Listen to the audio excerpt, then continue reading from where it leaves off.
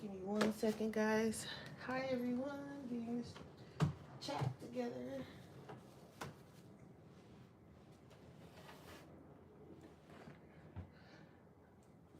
Let's see.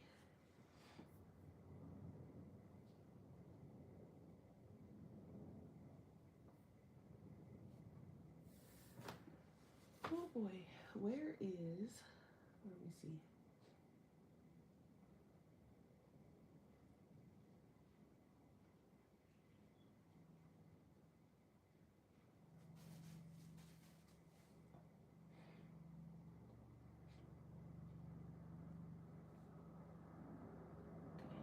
it is. Linda, hey. Okay. Got the chat up. My desk is a mess. Don't mind it. I'm sorry. Let me get the correct light. Okay.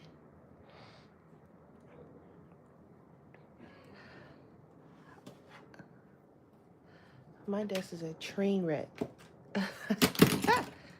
Okay. Yep, total train wreck. Nothing I can do about it at the moment. I'll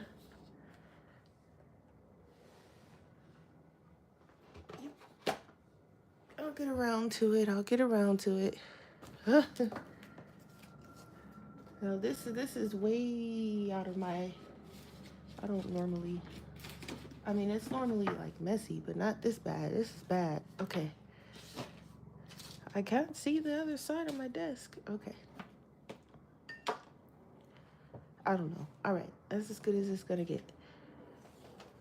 Okay. Nope. Still stuff falling over. I had to take my phone case off my phone because I noticed there is a crack in my cell phone holder that I stream from, so that's not gonna last very long. So one of these days you guys are gonna see my phone fall right off of this thing. Hopefully I get a new one before that happens. I've been looking at some on Amazon that can hold my phone without there's a lot of eraser shavings without me having to take the case off. And I think my case was too big for this one, and that's why it's breaking. So right now it's doing okay, but I can see that crack getting bigger and bigger. And if I take my phone off or put it up there too many more times, it's definitely gonna break. Okay. Hi, Mandy. So first things first, actually, before we start coloring some sketches, my birthday is next month, and I wanted to do like a coloring page with you guys. And so I'm choosing Mythographic Wild Summer, and since my birthday's in June and that's summer, I was originally thinking that this one would be perfect, just simply because of the balloons. But I was originally thinking we all do the same page. But what I'm really thinking is maybe choose a color, like you can color any page from this book, but it has to have the color purple, which is my favorite color. So that's what I'm thinking of doing, because I don't want to limit anyone to a page that they might not like. So, and if too many people tell me that they don't have this book, I might open it up to, I might choose like maybe 2 mythographic books. Hang on 1 second, guys.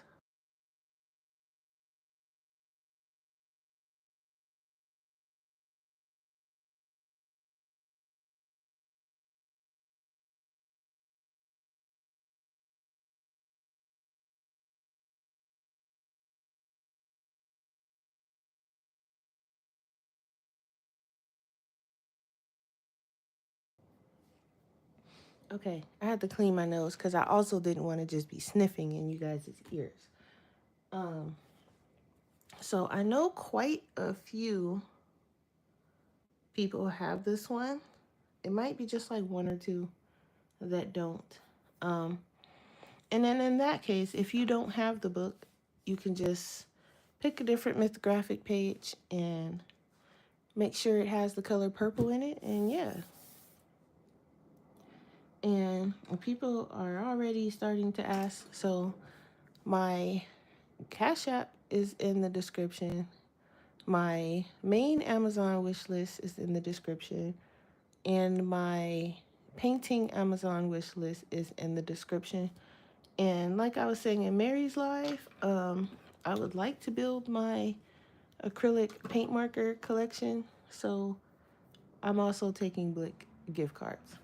Before anyone asks, okay, now that all that's out the way, you don't have it, Mandy? That's okay. Just pick any mythographic book, um, and the page has to contain purple because purple is my favorite color. So, um, yeah. So I want to talk about that. Also, I added some stuff. Well, some green combos to my Ko-fi shop. I forgot to put that in the description, I think, but I'm sure um, most of you or some of you are already following me over there, so just check that out. Okay, this paper is gross, but I'm gonna keep it because we're gonna be using paint pens and stuff, so it's okay. It's got like paint specks and God knows what else. I see like a cup ring right here from where I probably set a wet cup down or something. So, um, let's see. I want to use my paint markers today, but I also pulled out my acrylic gouache, and this is just like a small part. So I have Turner and I have a few Holbeins. So Holbeins ones is what I'm trying to build up because I have five, yeah, five Holbein colors, and I want to also re-swatch these. I have them swatched in like a watercolor swatch book type of thing, but I haven't, for the life of me, no idea what I did with it. Which these usually match. Like some of them, I put the color on top, so I know what they look like, and some of them I just remember what they look like. But they usually just match. Like if you open it, please Lord, don't let this squirt all over my table. Um, if you open it, the color you see is the color you're gonna get. But sometimes the lighter colors dry a little bit darker, and the darker colors tend to dry a little bit lighter. I don't know why that is, but that's a thing. So I wanted to re-swatch them. So these are the ones that I have in the Holbeins. And I have like a raw sienna. And I think I got this because I didn't have a raw sienna. I think this is like one of the first ones I got. These two, I think. Because I didn't have a light enough gray for miso. And then I didn't have a decent raw sienna in the Turner ones that I had. And then I was just randomly in Blick and I seen these colors and I was like, oh, cool. These are like super light. Because I have like, at the time, I had like just really bright colors. So I was trying to tone it down a little bit. Um, but the Holbein ones have like a bunch of cool colors. So I do want to build that up. Um, which is why for my birthday, I'm like, okay, if I get Blick cards, these and color pencil replacements is like the first thing I'm going to get. And then I have like a painting Amazon wish list where I have a bunch of different colors on there. But I will tell you guys, they are a little bit more expensive on Amazon. So you can always get, and I'm open for whatever colors you guys decide to send. Just know that I do have raw sienna, neutral gray, misty blue, pale lavender, and Naples yellow. So if so you know not to send duplicates. But I'm open to any colors that you guys send. I appreciate anything that's sent. But they are cheaper on Blick, because Amazon, they're like, I think like $2 or $3 more expensive for some reason. And then I also have Turner. I have the Japanese set, and then I have like I think the 24 or the 36 set. And this set has some like kind of neutral toned down colors, like not so bright. So there's like some greens and like this one and this blue. You know, at least half of it is pretty toned down. Even this blue can probably pass as like not so bright. Why are we zoomed so far out? Okay. I think now that my case is not on here. Hello, Brittany. Again. Mary. Hi, Mary.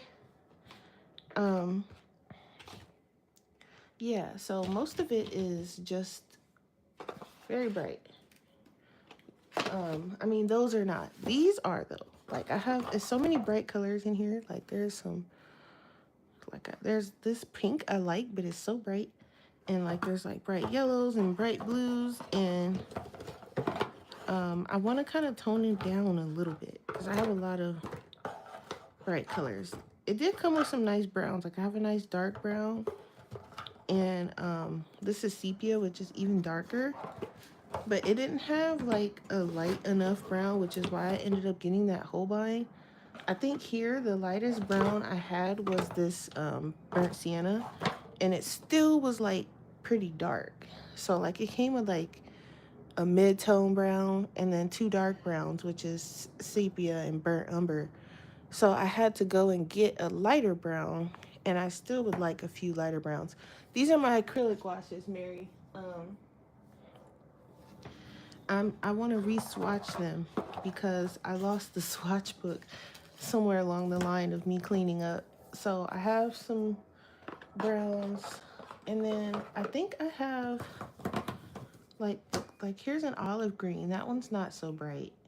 But like I have, as far as greens go, and I just keep them in this box. I would like to have a different storage option for it, but for now, that's just kind of where I'm keeping them. So I have a nice olive green, but like this deep green maybe can like, but even this is kind of like, it's not bright, but it's not like a earthy green. And oh, and then here's this. This is like a kind of a light brown. This is like a yellow ochre, but it's more of a yellow brown versus like these kinds of browns. Here's another bright green. So like just from the regular set, the only like earthy toned down green I have is this olive green. Now in the Japanese set, I do have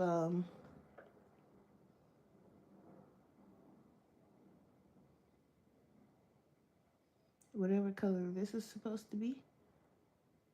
Is it in English somewhere? Yellow green. Okay. So I mean, from that set, then I have 2, which is like a tad bit lighter than this one. And then I have kind of this, I guess, like a teal green maybe, or something. So these are all the greens I have. So I would like to get some more like of these, and maybe a few more shades of this one in the Holbeins. I don't think I want any more Turners. I think I'm going to build up my Holbeins. But for browns, I mean, this is literally all I have in brown. And this Holbein one. So I definitely need some more lighter browns. Maybe a darker shade of this yellow ochre, and maybe a darker shade of this raw sienna, and maybe some lighter, darker browns. So I would like to have that going for me. But I do have like some beigey colors. So I have from the Japanese set, I have like this one, and I have like that, which is kind of like a peachy color. Um, that might be it. Oh, and then in the Holbein, I have like this one. So as far as like, hey Taylor, hey Blue Skies. As far as like, you know, if I wanted to do like a pale skin tone or something, because I like convenience colors, I don't like mixing. This is pretty sad, so I need some more of those for sure, because 3 is definitely not enough. Not that my characters are any of real skin tones, but like if I wanted to do like sand or you know, anything of the on the lighter brown side, I'm gonna need some more lighter brown, some lighter neutrals. And then of course I have like, you know, um the yellows, which I have this bright yellow. And this is what I mean when I say like all my colors are like mostly bright. Um I have 4 like yellows, and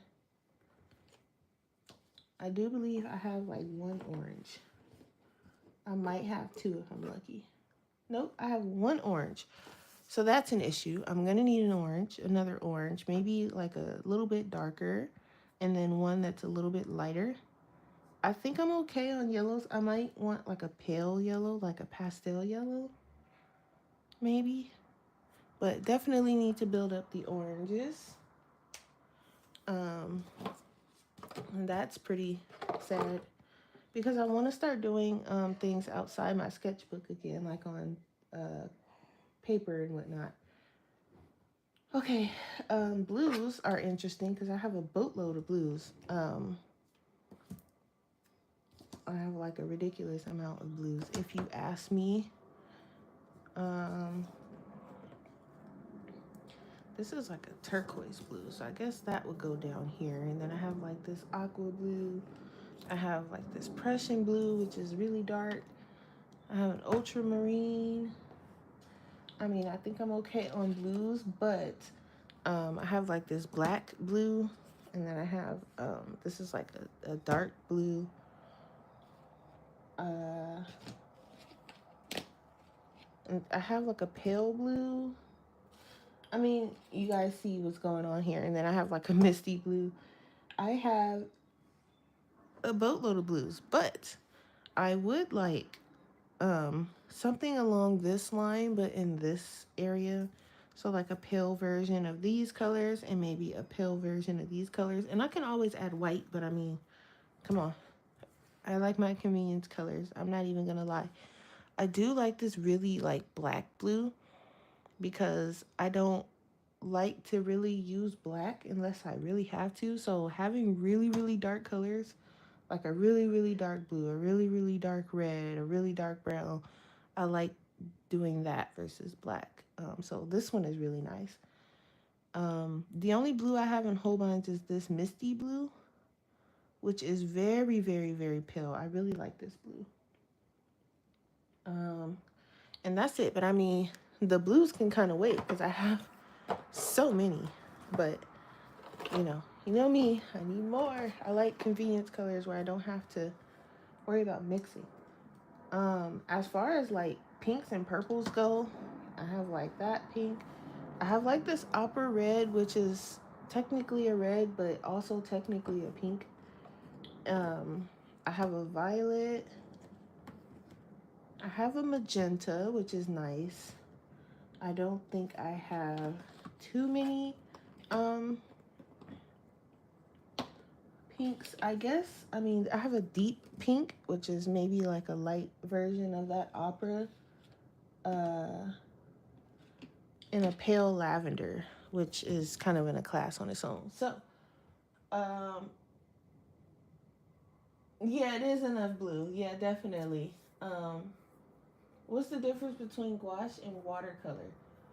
So this is acrylic gouache. So, hi Peggy. So this is like gouache and acrylic mixed together. So once this dries, you cannot re-wet it. So this is like my favorite painting medium because I like to layer and do like, well, I'll show you guys how like my style. You guys know my style as far as like my own drawings. So this is perfect. I do have like regular gouache, which is re-wettable. Um, Gouache is more similar to watercolor, and then acrylic gouache is more similar to acrylics as far as re-wetting and so on and so forth. But you can water this down. It doesn't have to be opaque. You can use it straight out of the tube, or you can water it down and use it that way. I kind of do a little bit of both, but I like mine to be super opaque. I'm definitely going to need some more purples. Um, I need like some regular lavenders maybe, and like some middle purples, because I have this violet is kind of, maybe this could be like a middle purple, but I need some dark ones and maybe a few more middles. Definitely could use some more pinks, like a pastel pink, maybe a darker pink. Not enough pinks either. Mary's like, I'm gonna need all of them. Yeah, I'm gonna need all the colors too, but I would like to round out first before I just start getting colors that, just randomly getting the ones I don't have. I kind of want to round it out a bit first. And then as far as reds, I think I got a good amount. I have like carmine and scarlet and coral, which is a little bit lighter than that, permanent red, and then I have like crimson, and then I have like this brownish red, which is really nice, and like a yellow red, and then I also have a deep red. So I'm doing okay on the reds, I think. Um, I think this one is the closest to like just a straight out red that I have. All these other ones seem to have like a little pink or a little bit of something that makes it a little bit off. So this is like the closest I have to a true red. Um, but if anyone's wanting to get like acrylic gouache, I would start off the way I did and get like the Turner 36 set, I believe is the one I got. It has a nice range of colors, and then build from there, because that's basically what I did. And then I have my whites, blacks, and grays, which I have a jet black. I have this, white in the Japanese color, white in the regular. I have lamp black, which I think one of these is like more matte than the other, more opaque or something. I don't know. I like the lamp black. And then I have a mixing white, which I still to this day don't know what it's for. And one gray. I definitely could use some more shades of gray. I need a big tube of white because this is not going to be near enough for anybody's anything. I'm already like almost halfway through this one. So, and I haven't touched this one yet because I'm trying to get through this one. But then I kind of just stopped because I was like, okay, I'm like burning through my white, so I need a big tube of that. Um, Definitely some grays. So I'll probably get like a big tube because like I said, I don't want to get any more Turners. I want to start building my Holbein ones. I think you get a little bit more in the Turner. They both say 20 mils, but for some reason I feel like, I don't know, maybe just because of the shape of the tube. But I do like the way the Holbeins feel better. They're both Japanese brands, so you guys know how I am on that. But maybe a big tube of white and a big tube of black, and then some different shades of grays would be nice. And that is my acrylic gouache collection, which I also am going to need a bigger storage thing because if I'm going to be getting any more, I'm going to need a bigger storage. And then I have, the Turner brand. You can get it from Amazon, the Turner. Um, so I have two brands, Taylor. I have two separate brands. I have Turner. I'm gonna bring it closer. I know my light is probably like, I don't know what's going on today. The sun is not out. It's very rainy. Today's weird. But that's Turner. These are the Turner ones. This is the Japanese set, and then this is the regular Turners. And these are the acrylic gouache. And then Holbein, which is my favorite ones, but they tend to be a bit more expensive. But these are the ones I'm trying to build up on. You guys know I love me Holbein. So those are my acrylic gouache. And those are the ones that, okay, we'll wait for the scooter.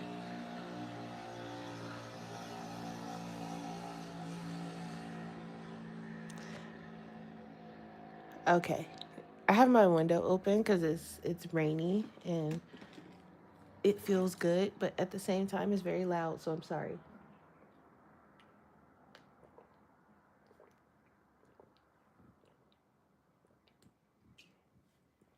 Okay.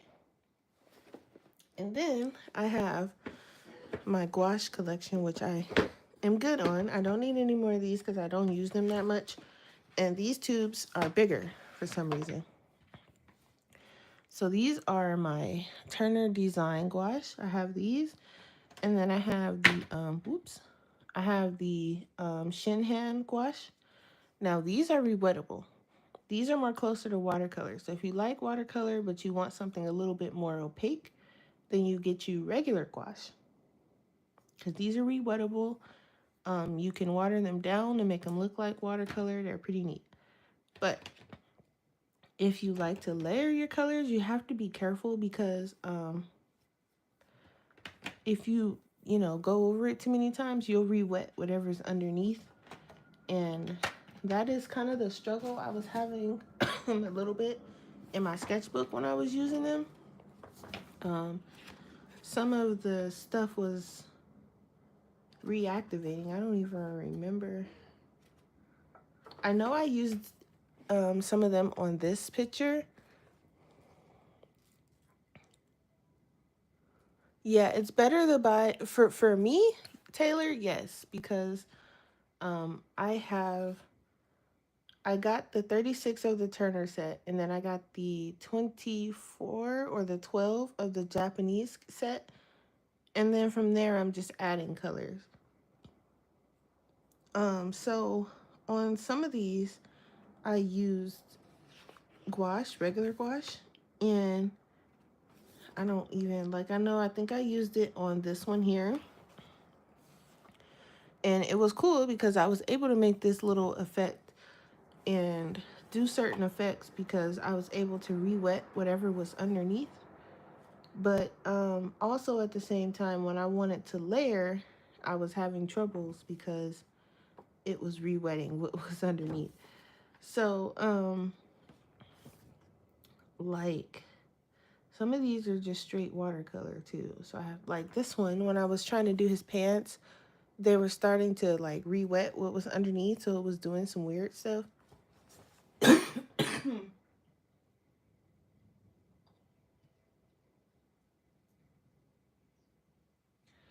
Yeah, okay, Taylor. So I have in the description of this video, I have two Amazon wish lists. The one that says Amazon painting wish list, um, it looks like he peed on himself. Yeah, the colors kind of did some weird stuff on that picture, which is why I didn't finish it. I mean, I can go over it with paint marker, um, but okay. Give me a second. Hold on, guys.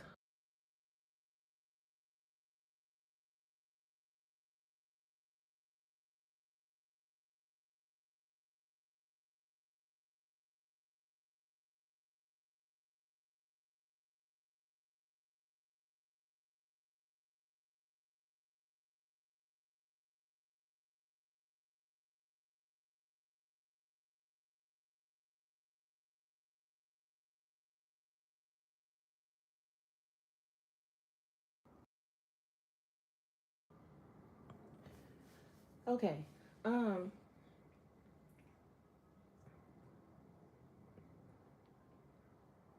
Let me text him and see if he can.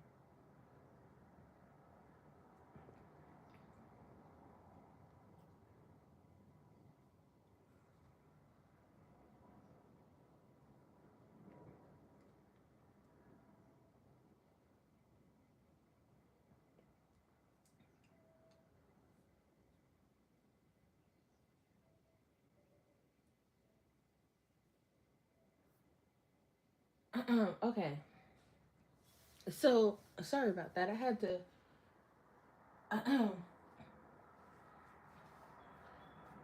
Yeah, that's why you don't use watercolor. And that's kind of one of the reasons I don't either.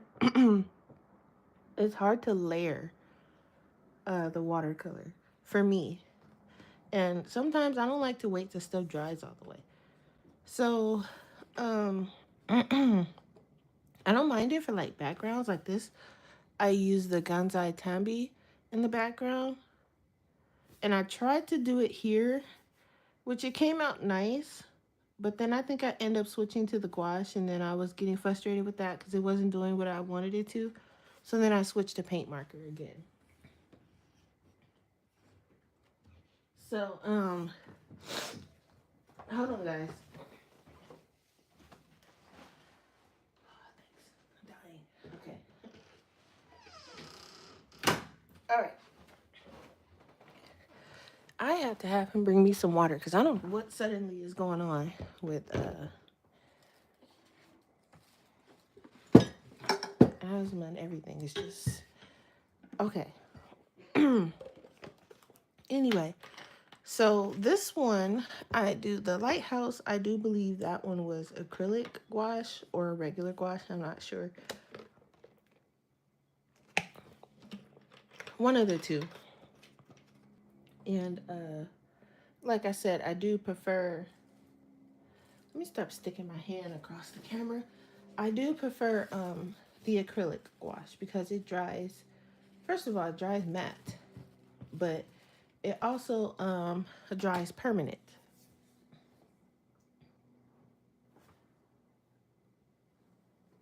You know, Linda, you are not the first person to say that it looks like it's like animated or it should be animated. And everybody keeps telling me you should animate it. Animation is hard and complicated. But once I get like, you know, everything down, first I want to make a coloring book. I think I want to do that first. And then the story. But I don't know. Bear with me, guys. This one is all paint marker, I believe. And I think from this point on, and I was like, okay, in my sketchbook, I do prefer the paint markers because my images are smaller and I have better control with the paint marker itself. I've still yet to color these pages, don't judge. But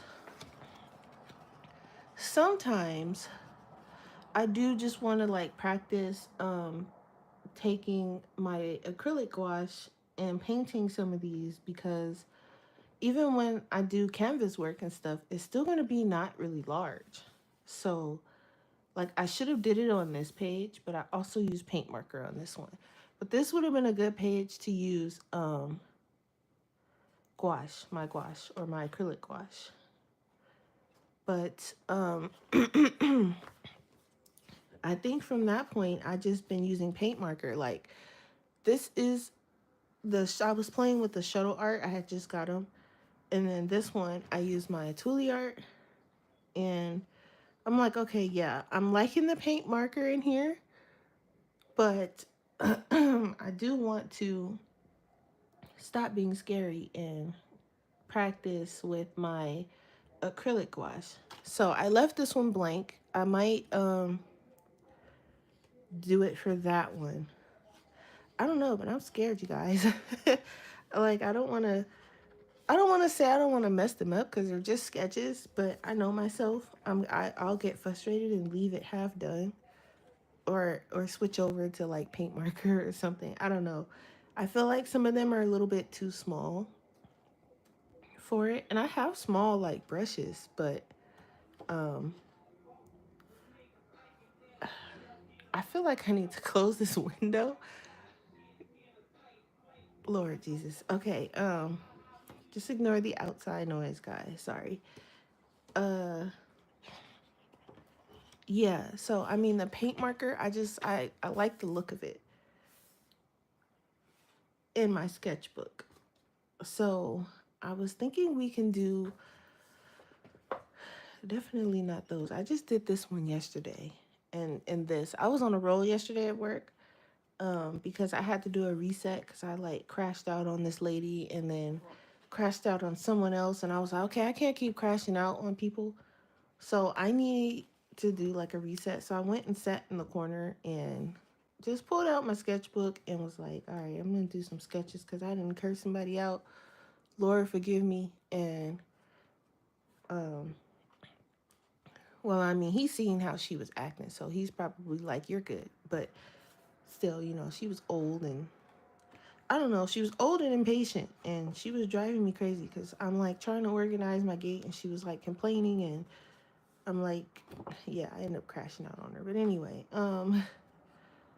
the start of my shift yesterday was a little bumpy, okay? Just a little bit. Cat character?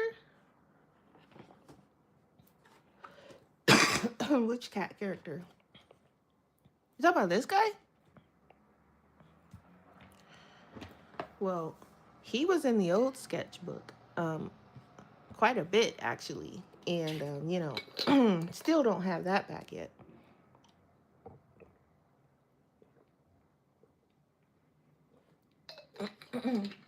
Hi, Amy.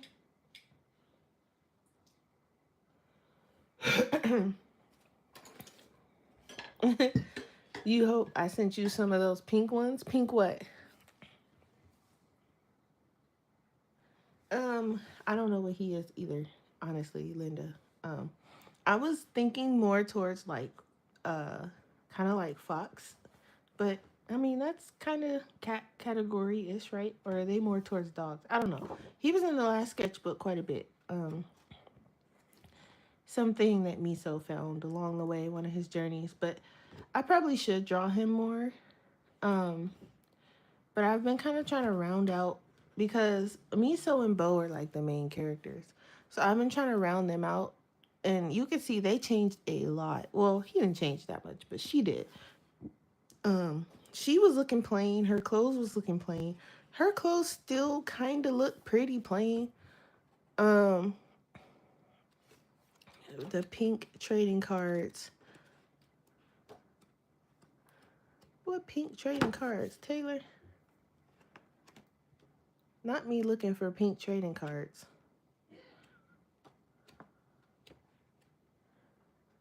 Oh, you meant this one? Back up. Okay, go back. I went too far back. Miss Taylor. Okay, here's the. I passed it. Okay.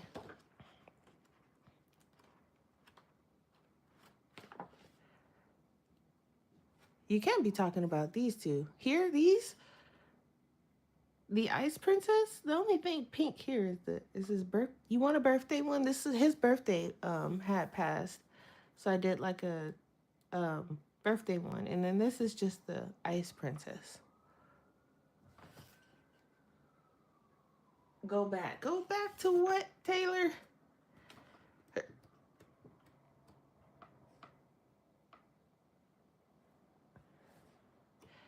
Yeah, I'm sorry. Taylor got me looking for stuff. So this is these aren't trading cards. If you're talking about this one. These are just this was just like a sketchbook spread. I did. um Speaking of, I did send the packages out, so you guys should be getting them like Monday, Tuesday, maybe Wednesday at the latest. Um it's just a sketchbook spread. It's just something I drew for Valentine's Day. And these are stickers I got from Temu. But yeah, Bo changed a lot because she was looking kind of plain. So, and she is kind of plain to be honest because her dad is like a blacksmith and she helps him a lot in the shop. So she is kind of plain as far as like her clothes and stuff because it's just her and her dad and she doesn't know how to, be girly. Not that she really wants to because she's been hanging out with Miso all her life. So all she knows is like the boys. So I did put her in something similar to Miso on this page, and then I changed her ears. They're not like flying up like they used to be. Um, But I put her in something similar. I changed his colors, and I changed his colors again. Also, that's the winds, rains, whatever storm we got going on out there. If anybody's wondering. Um, you want okay? How about who would be interested in me turning that page into sticker? I mean, maybe not the whole page, but I can recreate it digitally. Where did it go? And I mean, I don't know how I would. You want them all? I guess they can all be stickers. Maybe not all of them. Maybe like just this one and then these two. Because Miso and Bo is already in this one. So maybe just these two. I'll turn them into stickers.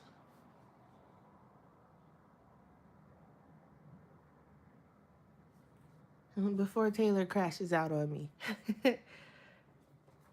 Okay. And the candy, these are Timu stickers. I have some of these already. So when I make some of them into stickers, okay. Um these are Timu stickers. I'll put some of these. I might have put some of these um in your envelope, Taylor. You'll have to look when you get your package because I don't remember. But if not, when I make the stickers, I'll put some in there for Taylor. Okay. So yeah, so I changed his colors and then I also changed kind of his outfit because I was like, well, if it gets cold or something, or it starts getting cooler, which it does when they go to some of these places, he's not always in this. So this is one of his outfits, but it's not like, set in stone yet. But I do like this one, but I did change the color because I was like, well, I like that color, but um, I don't know. So I didn't even finish this sketchbook page. I just skipped it. But so I got here and I was like, okay, I like this color combo for him. I don't know, it just kind of fits him. And then I put her in this nice brown, like, because, her dad's a blacksmith. So I was like, well, maybe she just, like, grabbed one of his old shirts from when he was younger and that's what she's wearing. I don't know. We're still rounding Bo out, but her ears aren't flying up out of space like they used to. So, like, if I go back to an older image of her ears, first of all, she was also more, like, boyish looking. And, which technically, like I said, that's really all she knows is, like, the boys. But her ears, they used to like fly up. I don't know, but I rounded her out. She looks a lot better. She does look, a little bit more rounded. She doesn't look square. So I have been trying to round out my poor characters, and then that's her dad, which I haven't thought of the colors for yet, but yeah, I've been trying to figure stuff out because, like I said, I do want to do a coloring book. So I've been trying to practice not having them just because I don't know if you guys remember when I was talking about how some of my pictures they were just like standing there and I wanted them to be doing more than just standing in place. Um so I've been like if you look like the past like a few more like even here it kind of just felt like they are just standing there. It's almost like they're just posing for the camera. So here I was like, okay, well, what if he's fishing and stuff like that? And I mean, I still have them standing there sometimes because it's like a freeze frame type of thing. But, here I was like, well, if he's on the cliff, maybe he should be doing something besides just standing on the cliff. So I had him like looking out and poor Bo here, she wasn't paying attention. So she walked into the quicksand and she's still not paying attention. So she's halfway down into this quicksand and so I was like, okay, now they're starting to feel more alive. So I was like, what else can I do? And then that's when I was like, well, if they're fishing, I need them to do more, like. So she's kind of happy because she just grabbed these two. And he's like, man, this fish is heavy. They're more expressive, I feel like now. So I just kind of took it and ran with it a little bit. And even though sometimes they are still standing there, I feel like they got to be doing something. If they're just standing there, they're not just, you should be able to look at it like here, like you can look and be like, okay, yeah, he's swimming and he found this portal and he's like, what's that? You can look at him and tell. So that's kind of what I've been practicing. And then I was just kind of practicing some poses with this guy. And I know you guys, I don't think you guys ever seen him angry and yelling at anything, but there's him angry and yelling at something. I feel like I could have made his face a little bit more expressive, but I feel like he's not quite like super angry. He's just like, oh, come on, like, type of thing. Hey, Marcus. Oh, it's not a coloring book, not yet. This is my sketchbook. These are all my original drawings. So, like, I did this one the other day, and I finished it yesterday. I drew a turtle, guys. It's a little wonky looking, but I drew a turtle.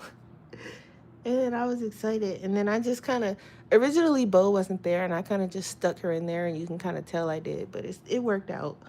Um, and then, like, here, he's just like, they made it to the city, and he's just like hanging out, and they're walking around, and Bo sees something on the thing there, and naturally Miso wasn't paying attention, so they get attacked by him. And we might color a little bit of this today, maybe. And it was a turtle, great. And like they're walking through the city, they're looking for food, they're hungry.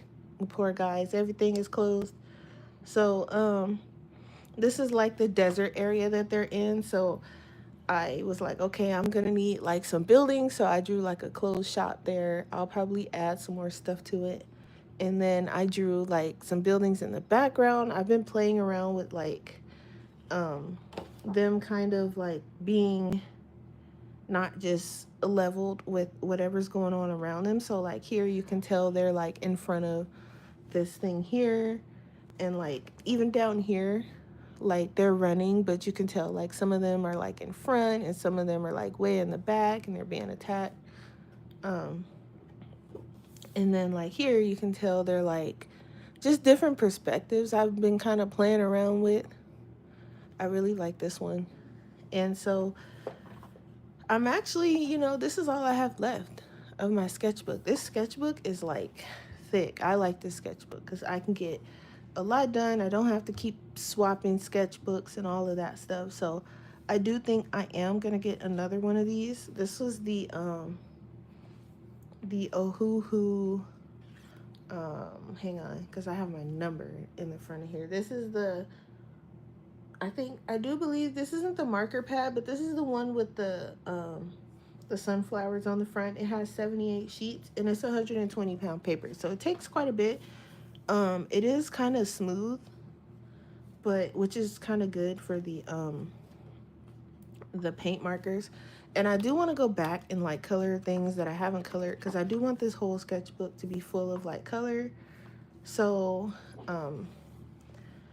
I kind of just have been playing around with like different stuff. And then I have like some unfinished sketches in here that I need to, not necessarily need to, but I want to kind of finish. So yeah, so that's that. And then so like back to the whole gouache thing. So if you're into watercolors but you want opaque, you want to go with just regular gouache. So Turner has something called Turner Design Gouache, and these are the ones that are not permanent. They're not going to dry permanent. You can re-wet them, you can leave them on your palette and reuse them. With the acrylic gouache, you can't leave it on your palette because once it dries, it's permanent, so you can't use it. So what I do sometimes, if I don't finish using all of the color that's on my palette, I'll take my paintbrush and I'll scoop it up and I'll put it back in there because that stuff is expensive. But with this, you don't have to. You can leave it on your palette for as long as you want and come back to it later. So I have the Turner one, and then I mean, look at these tubes. These are, compared to the acrylic gouache, these are much bigger. So here's the acrylic gouache, and this is 25 milliliters and this is 20. So you get more in the regular gouache. Um, which is a shame, but you know, it's fine. I feel like since you can't re-wet the other ones, I feel like you maybe should have gotten more in that one, but you know, that's just my opinion. And then I have the Shinhan one, which is 15 milliliters, but a little goes a long way with both of these. You don't need a lot. I still have um, some on my palette, literally, from when I first swatched them and put them down and was testing them. There's still paint here that's usable, which is why I haven't cleaned this off yet, because a little goes a long, long, long way. So it's just there. I refuse to clean it. So um, the Turner acrylic wash you found on Amazon is 25. Your cart on Blick is 57 for Holbein acrylic wash singles too. Well, hold on now, Mary. You tried? Okay. Um, slow down, Mary. Maybe go with the Amazon cart first. And then if you decide that you actually like it, because I know you use acrylic, so you probably would like the acrylic gouache because number one, um, I hate to say it, but for me, I feel like these acrylic gouache have better convenience colors than regular acrylics. Um, Acrylics, they're like, I mean, I have some acrylics and they do have nice colors, but number one, they usually come in like those bottles and you have to like scoop them out or squeeze them out, and those bottles are hard to deal with once they start getting kind of empty, and you have to like squeeze for your life, and sometimes they dry out, and I'm like, okay, acrylics. And then when you water them down, they get kind of like weird. I don't know, but these don't do that, and I guess it's because they're like gouache but like also acrylic. I don't know what they do, but it's like magic. But definitely do the Turner set first, Mary. Use your turtles on your garden pots. They were so cute. Oh, you have to show. You're in the Discord, Mary, so feel free to post like photos and stuff like that. There's like a general chat and stuff like that. Um, Feel free to post photos of stuff you want to share. Um, yeah, so these are cool. I don't use them that much. Um, just for the purpose of, and this is why I got like a small set of each, because I kind of figured I wasn't going to use them as much because of the whole re-wetting issue. But when I want um to play around with like watercolor, I'll pull these out because these I can use them opaque, still straight out of the tube, or I can use them like watercolor depending on what I'm looking for. So I kind of like these better than regular watercolor.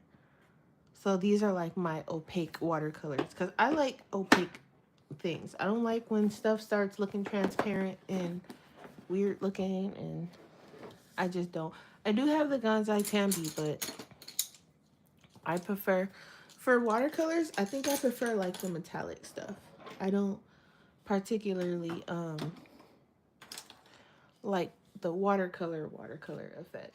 So I've been yapping and running my mouth for the past hour, so I was thinking of doing some acrylic stuff, but I don't have anything drawn. And I did pull out this mixed media pad, and I was like, well, this is only 98 pounds. It's pretty thin, so I don't know. I don't think it's gonna take the acrylic gouache as well as I want it to without buckling and doing weird stuff.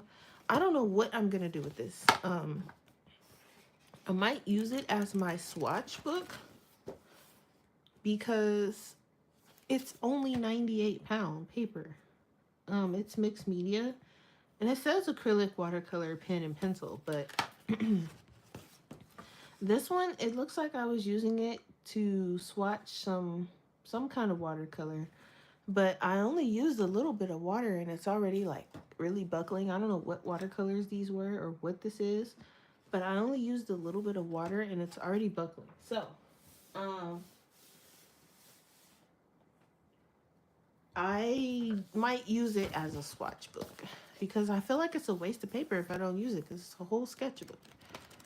And I don't want to use it as a sketchbook because I hate using ring bind books as my sketchbook because I flip open my sketchbook a lot and this will start tearing up the paper, and I'll probably just use it as a swatch book. And then I did find a smaller watercolor pad. This is my Strathmore Vision pad, and I think this will hold pretty well, but I feel like this is too good. I'm gonna need the first of all, this is huge. um I'll probably like cut it in half or make it a square or something, and then put like an image on it and paint it that way. You was wondering what to do with what? That sketch pad? Yeah. It's the paper's a little bit too thin, especially because I like to put I like to put my stuff on opaque and thick and straight out of the tube sometimes, and I know it's not gonna hold it. This on the other hand is nice and thick. This is some like Stone Age thick paper, so I think this would be really good if I wanted to like put an illustration on here. The only thing I'm wondering if I can put this in my printer because it's so thick. Because otherwise I would have to kind of draw the illustration on just some regular paper and then recopy it onto here is what would have to happen. Um, it said don't cut it. Well, this is a little bit too big, Mary, for me to. I mean, I would have to, it. I wouldn't even know where to start. I'm used to like smaller images, so I would have to. Well, I mean, I don't have to, but I would probably cut it down to at least here to be a little bit more comfortable with it. Because if I don't want to try to draw something bigger than what I am used to, and then it comes out looking weird, which is most likely what's going to happen because that's what happened to the last painting I tried to do really big. Their proportions and everything was off, and I was like, okay, this is too big for me. So, I mean, I could turn it this way and do something here, but then I feel like most of this would be like sky and background, and I could always like border it, and that would make it a little bit smaller, like those washi tape borders that Mary can't stand. You didn't give up on your large paintings? Yeah, I seen it. I liked it. It came out really good. But Bubbles is a scaredy cat, and she doesn't draw that big. But like I said, I think I'm gonna reswatch. I mean, I am gonna reswatch my paint, but I'll probably do it in here since this paper is. I don't know what possessed me to get this book. I probably got it for something specific and don't really remember what. So, it's fine. I have a lot of random sketchbooks, papers, and stuff. But yeah, so that's the plan for that. So let's get some coloring done. I kind of want to work on this page that I had just did the other day. This one. I want to start on this one because I want to figure out a good color for the sand. And like I know it's gonna be kind of like nighttime, but I need a good nighttime sky color for the desert area they're at. So I do have my paint workers here, most of them. If I am being honest, I am kind of not sure if I want to keep them in this case. I'm glad I didn't get a second one yet because this case is way too big to be sitting on my desk, and it takes up a lot of desk space, and I use these too often. So I'm thinking of putting my I have like another container, but they'll just be like in a container. I'll be digging through the container versus flipping through a case and getting straight to the color I want. I don't know. I was thinking of getting one of those, you know, those like marker storage, those wooden marker storage things where you can put them in individually. But I think I have way too many paint markers for that. So I really don't know what the best storage for these are. I really don't, and it's slightly driving me crazy. So, let me see. Let me grab. I keep the swatch sheets out for my shuttle art, my just art, and my Tuli art markers because I use those the most. Now, I am going to see what kind of colors we have here. And then also he's wearing a different coat here than here, and they all have on different clothes throughout these pages, but it's okay. Um, so I have this color literally here called Desert Sand, but I was thinking of doing something slightly lighter because it is nighttime and I didn't want to make it too dark. So I'm thinking, since it's the desert, I was thinking like a purple sky, maybe. Um, like a dark purple. And I do have the jewels colors, and they do have some nice dark purple. So like this tanzanite color would be nice because it's not black, but it's not, it's like a nice dark purple. And I think since he's white, that would be like a nice kind of thing going on there because it's like desolate. There's like nothing out there really. So I was thinking that and try that because I want to like figure out these colors before I do this big picture over here. Um, so I'm looking at that color, and that's number 12. And if I don't like it, I can go over it with another color. So there's that. So I do have the jewel set in here. I said it was number 12. I think that's this one. Yeah. But I think this case is way too big for my desk. And first of all, it's also really heavy. So I really don't know exactly what I'm going to do as far as storage. So Mary, Tuli art. Mary was having a fight with her Tuli art paint pen the other night. Was that last night or the night before? I need a, can I grab this without knocking everything over?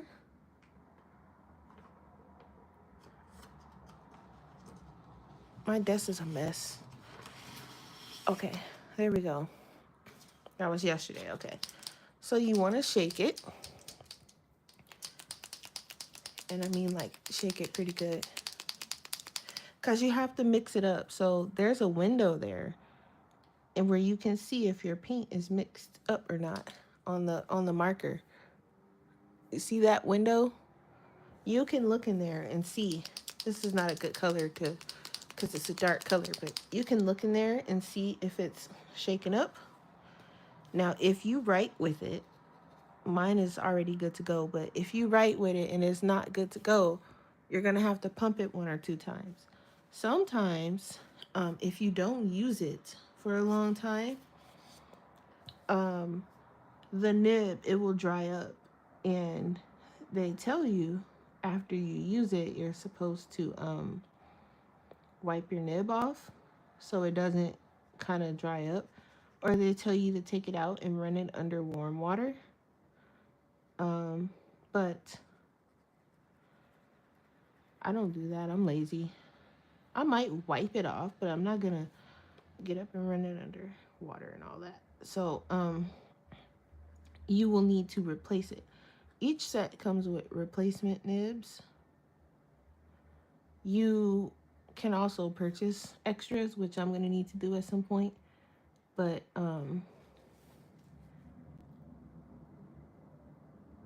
you don't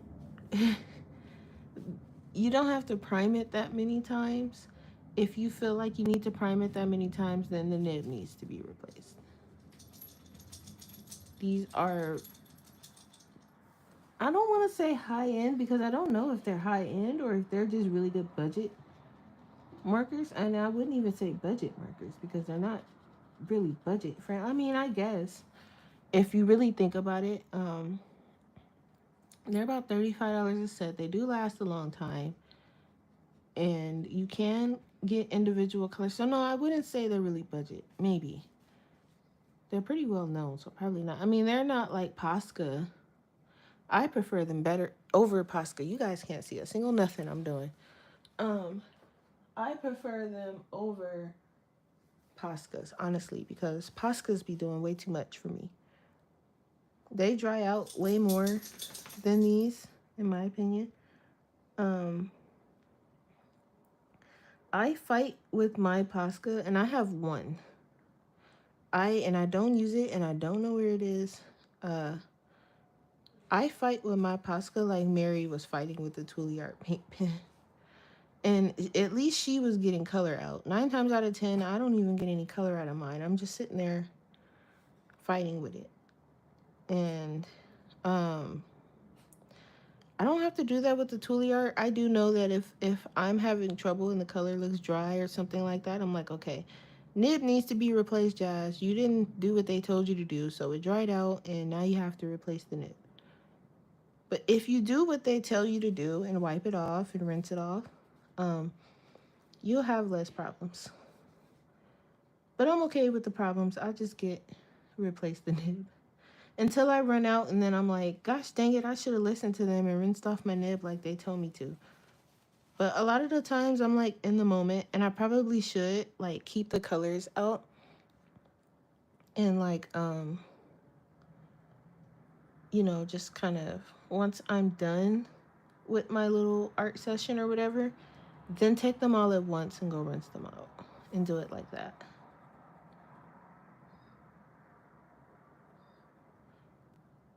But I don't have any issue. Most of my sketches in here has been colored with the Toolie Art paint markers. So Mary was having the fight of her life. It was so funny. I was at work just laughing. I was like, poor Mary. I was like, that marker is going through it with her. She was like, oh no, my patience. Nope.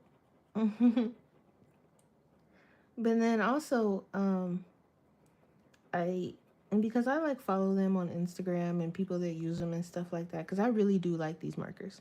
So like a lot of people were saying that people tend to have more troubles with the extra fine nibs than the other nibs, because the other nibs you can actually take those out and soak them in water, and then I guess once they're done doing whatever it is they're doing in the water, you can just put it back in the marker. So you don't need to replace them as much, which is kind of cool. But I want to make sure I get all of the colors in extra fine before I go on a medium or whatever that size is binge, because I draw a little bit smaller. Okay. But yeah, no problems there, Mary. These are all directed at Mary, y'all, because she was fighting with that poor marker, and I was like, oh no, she gonna chuck that marker at a wall in a minute. You can't seem to stop using acrylic markers. Yeah, I'm telling y'all, the acrylic markers is where it's at. Okay, so I do think I kind of want that desert sand color, because it's since the sky is like super dark. I mean, I could do like I have like this tortilla color, but I think the desert sand color has a little bit. Yeah, I think I'm gonna roll with that one, because and then if it's doing something weird, I'm trying to run into a marker that's doing something weird so I can show Mary how to fix it. But since I've been kind of using them lately, I've not had too much issues with any of them. Okay, back. Had to walk dog before next storm comes. Yeah, we're in the middle of something here too. I don't know what this is. Yesterday, today, and tomorrow. This one's okay. This one needs to be wiped off or something. What's going on here? Let me see. I don't like mess too much, so like I see like this one's been in a fight or something. I don't know. It's probably my fault, but Lately, I've been liking to do the background first. Some of these will, like, sometimes I'll have like a problem where the paint is coming out too fast and it's like leaking or something. And um usually if I take the nib out, clean it off really good, and put the marker, like, put it back, obviously, and then put the marker back on its side for like 24 hours, and then I'll come back and like kind of shake it up and use it like normal. It's fine, but I find that some of them I haven't been able to fix that issue, so I haven't been able to really use them because the color just comes out way too fast and my illustrations are too small, and I don't want to get paint everywhere. And I always test it before I just put it on here.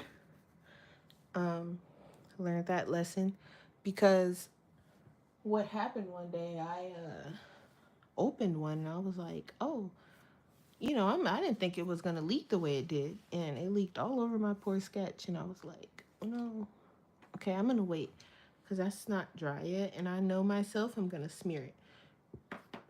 So for this moon, I kind of want to make it silver just to have like a little bit of something here.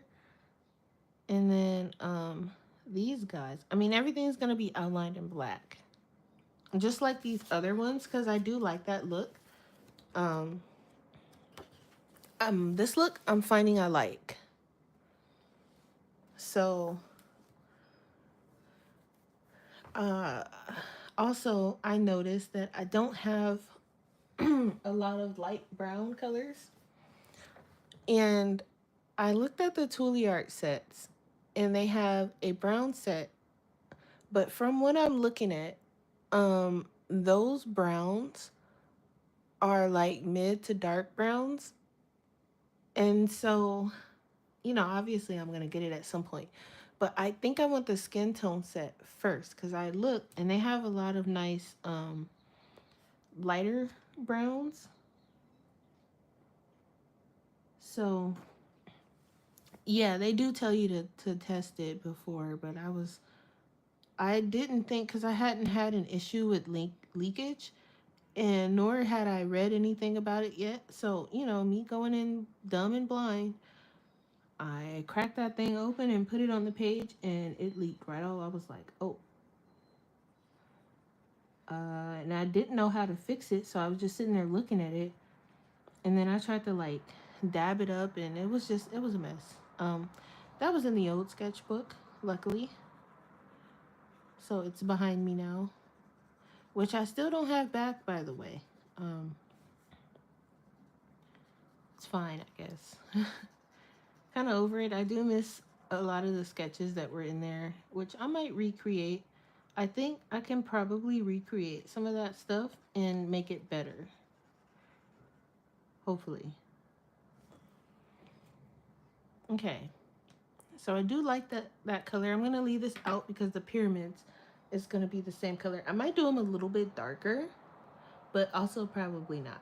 So that side is still drying. Okay. So as far as this goes, because he's wearing shorts, so I'm thinking I can still put him in the orange, but I don't know if it's gonna fit with what's going on here. I think I want him in like a dark brown jacket, maybe, but I also want his shorts to be brown. So, and then the backpack. So I'm like, that's gonna be too much brown going on. So I might stick with his original colors. I could do his green shorts still in his tan shirt, but I think I want the jacket to be dark brown. And I also did not write down any of these colors. I kind of remember some of them, but I need to write them down because I want to make sure I use these same, you guys can't even see, these same colors. I want to make sure I use.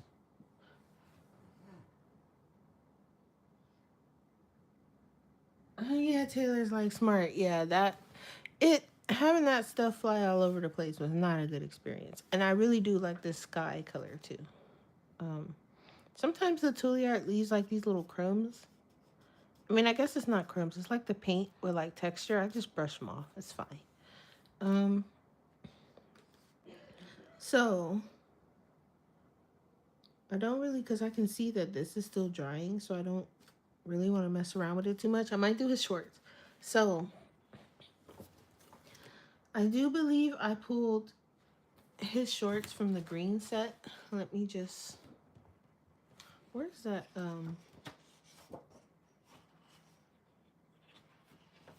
This, so I can flip this page. Okay, so I think I pulled it from the greens set, and it looks like a,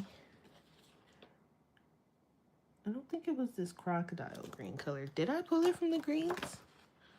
I mean, where else could it have come from? I guess the earth set, or it could have came from, no, I don't think, I'm pretty sure it's a Tule art. It feels like it. I think it was this moss green. No, that's too dark. Oh, it might be the crocodile green actually. Let me see.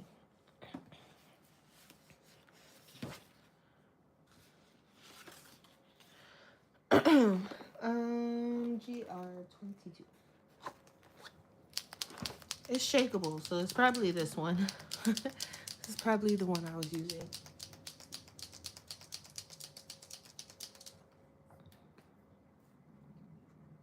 All right. So yeah, I didn't put pockets on this one. So I mean, it could be the same shorts or it could be a different set, just the same color. But we want them green, so that's what we're going with.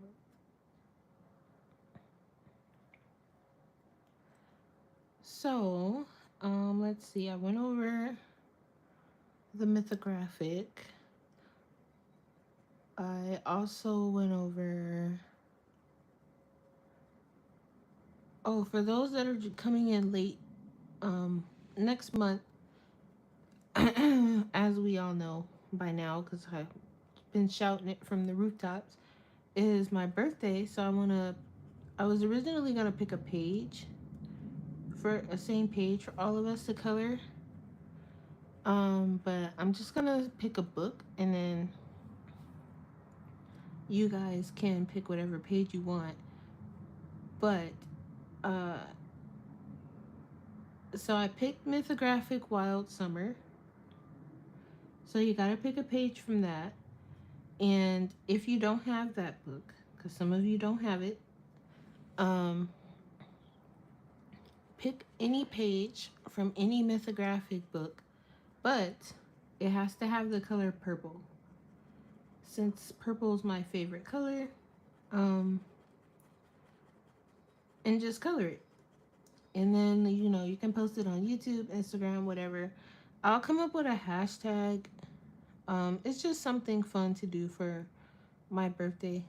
And I'll probably, well, honestly, I can't promise a birthday stream, guys, because the Switch comes out the day before. And I'm going to be playing.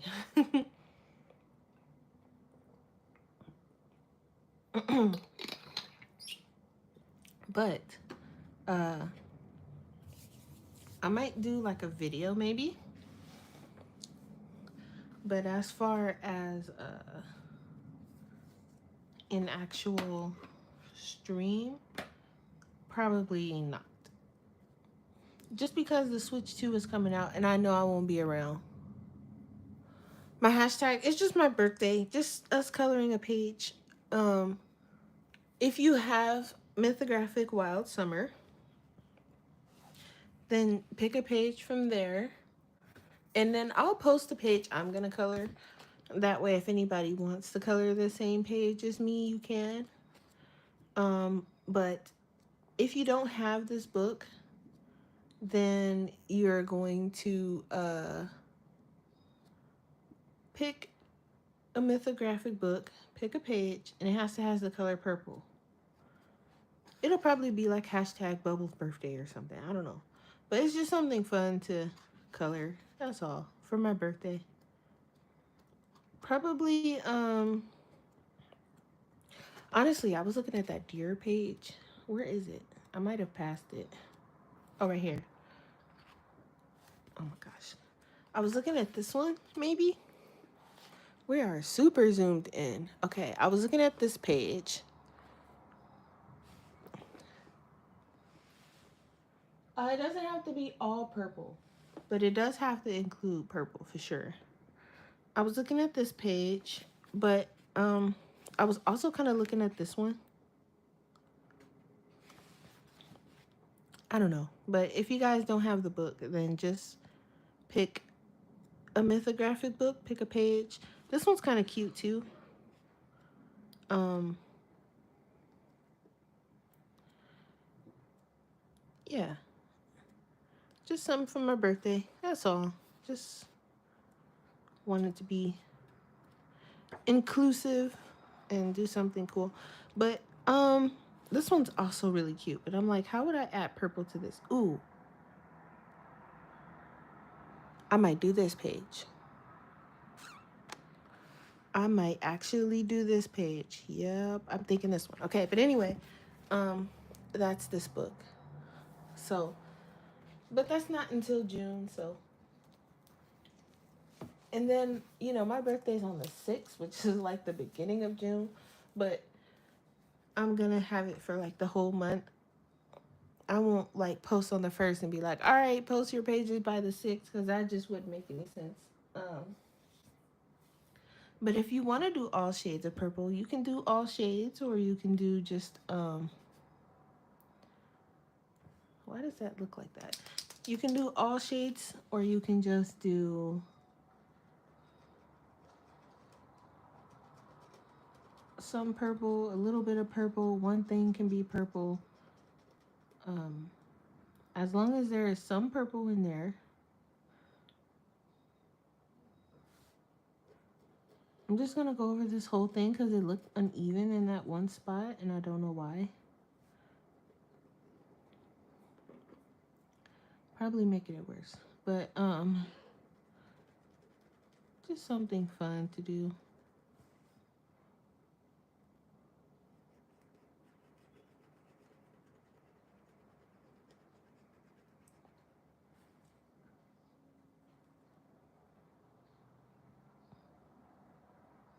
I think I have everybody's pages who wants to be included in the slideshow. So I'll work on that sometime this week.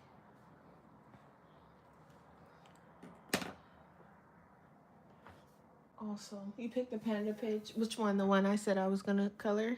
Yeah, that page is cute. Okay, so, and then I'm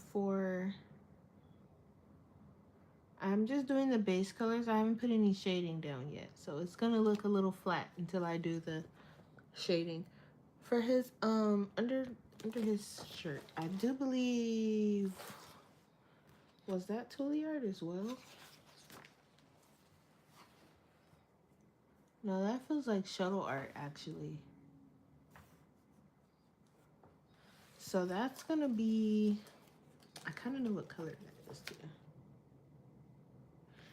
I think that was this, I think that was the light color.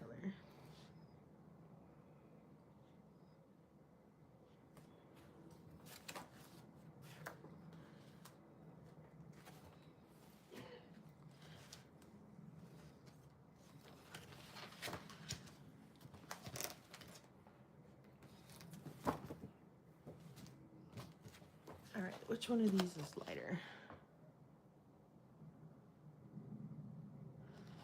I do believe it was this one. I'm just gonna check.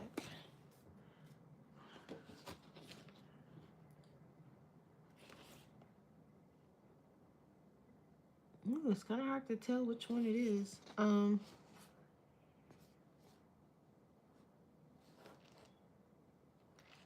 I think it was this Y80. It's just a small piece, so it really doesn't matter. They both look really similar though. Um, yeah, but this paint marker case is massive. And to think that I don't even have all of the colors that I want yet. So I'm gonna need a better storage system. In a minute, I'm just about to get a cardboard box and like decorate it and just put them all in there. No joke. All right, so we have, there's his shirt.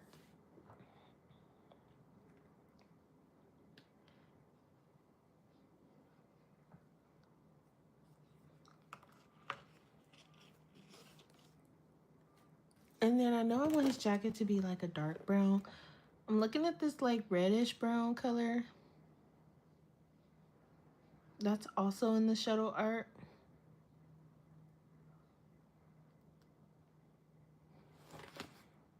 Let's see what we have in the Thule arts, if I have something close to that.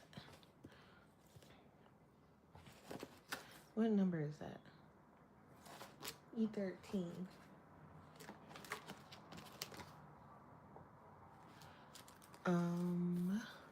That's the Just Art.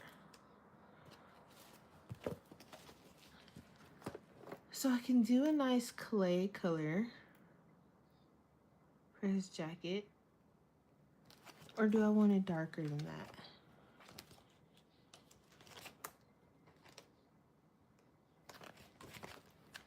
This is why I need some more browns. There's a few browns in like the yellow set, but I need that brown set and that skin tone set next, I think. Originally, I thought I needed the blue set first, but I definitely need those browns. I also have a sepia here. This is a nice color. It's a little similar, I think, to... Yeah, it's a little similar, but it's more opaque. Might go with that. I think that might be one of the ones I was having troubles with though. So let me test it first. That's in the yellows. Before I'm set on that color, because what did I say? Was it 18? Because some of these, not that I have to have a fight with it, but I'll be ready to tell them off. Because, okay, number 19. Because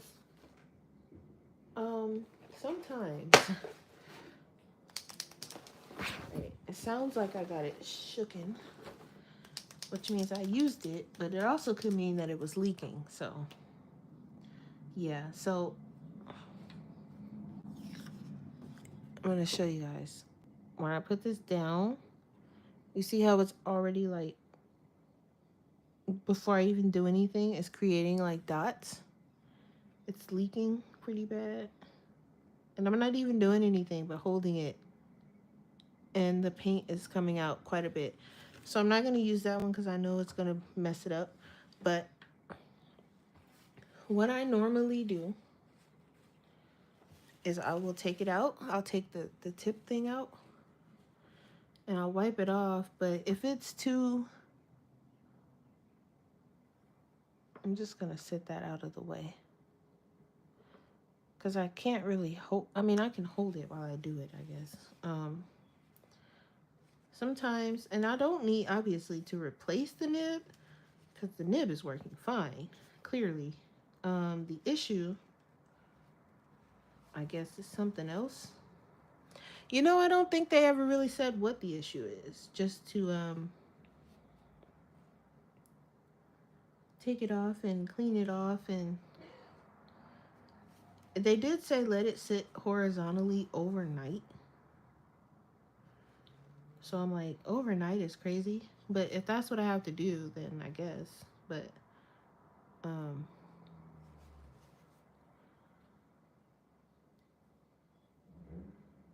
and then I usually just put it back in. I'll press it down to let the air out of it a couple times. But I mean, this one it could be something wrong with it. Who knows? Um, and then I'll put the cap back on and I'll let it sit. We'll let it sit, see what happens. So we can't use that color. So we can use the next lightest color, um, which is a little similar. It's just slightly lighter. And pray that there's nothing wrong with that one.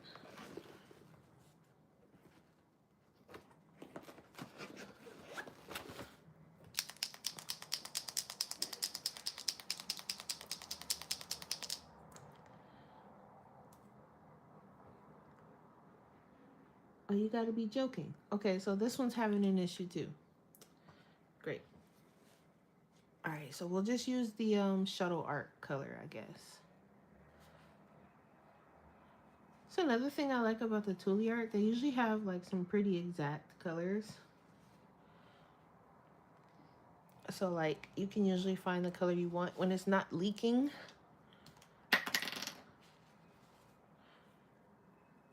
But I'm not gonna crash out. It's fine. It's fine.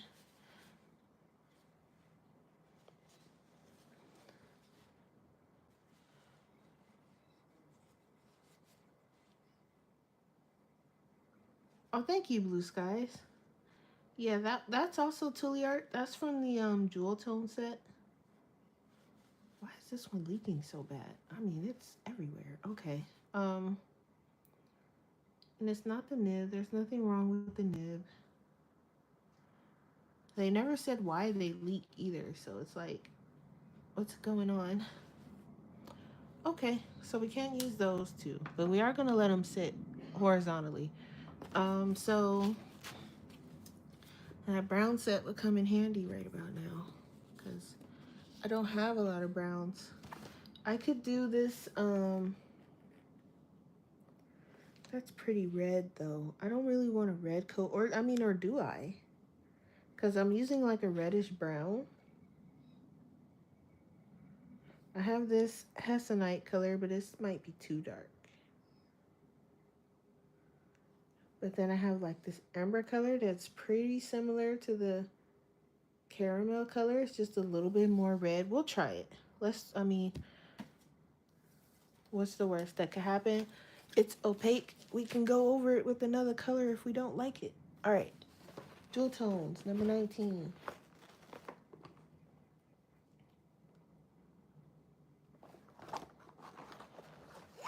So this one's like a reddish brown. Do you want to use some of... Oh, no. No, no. Me and Pascas do not get along, Taylor. No, ma'am.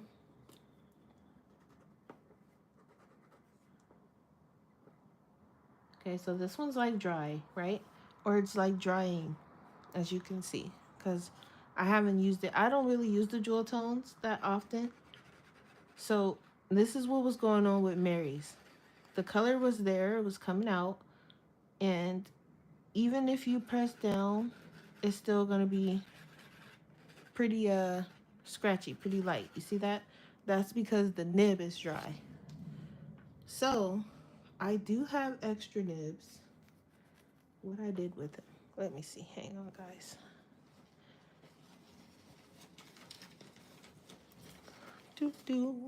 I have some extra ones, which that looks like a lot, but it's really not because I replaced my nibs quite a bit. So I just gotta, geez, this thing hasn't been so used in so long. I gotta fight to get the nib out. Okay. So let me just swap out the nibs here. Hang on, hang on.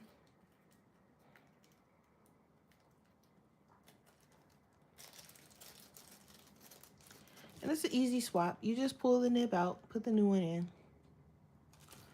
And I'm going to leave these out in case I need to do some more swapping. But put the new one in, and then you just press down. I take a towel and press down because I have the extra fine nibs, and it hurts when I press them down. So you let the air out. You've already shaken it, so you don't need to do that. But you do need to reprime it because it's a new nib, so it's not going to have any paint on it. So you're going to have to press it down a few times. I usually press and hold, so I'm not pressing it down like a gazillion times. So I press and hold for a little bit, and you can see the paint is starting to come down.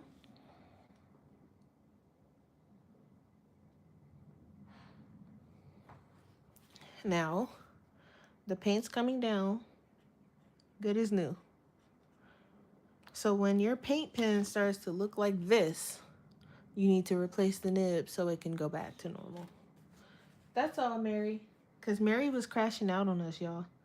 She was like, I don't know what's wrong with this pen. I'm not about to deal with this. Nope. So it just needed a nib replacement. I was like, Mary over there going off on the poor Toolie pen. The Toolie pen is like, hey, but it's not my fault. Mary like, I don't care if it's your fault. You ain't working like I want you to, so goodbye. I was like, ooh, that marker didn't stand a chance against Mary. Mary ain't having no nonsense. She's like, you work out the box or you don't get used. She gave me a good laugh though. I was at work laughing. I was like, yeah, I needed that laugh because work be driving me crazy. And then I'd be like, that's why I be telling y'all, like, I need something to watch. Somebody needs to go live. I need to find like some art videos or something because I'm at work losing my mind, trying not to tell people off, trying not to get fired. I had one crazy lady almost knock me down yesterday, and I had to remember where I was at. And I was like, ooh, Lord, let me get away from over on this side of the world. And went back to my corner. I found myself in my little corner a lot yesterday. I was like, let me go to my corner. I have like this little corner I go to where I need my moments, y'all. um, but to be fair, and I'm gonna leave a little white space so I know that's. To be fair, though, you know, we're supposed to be like last line of defense for customer service, and we're supposed to be nice and things like that. But sometimes, every now and then, I might lose it just a little bit.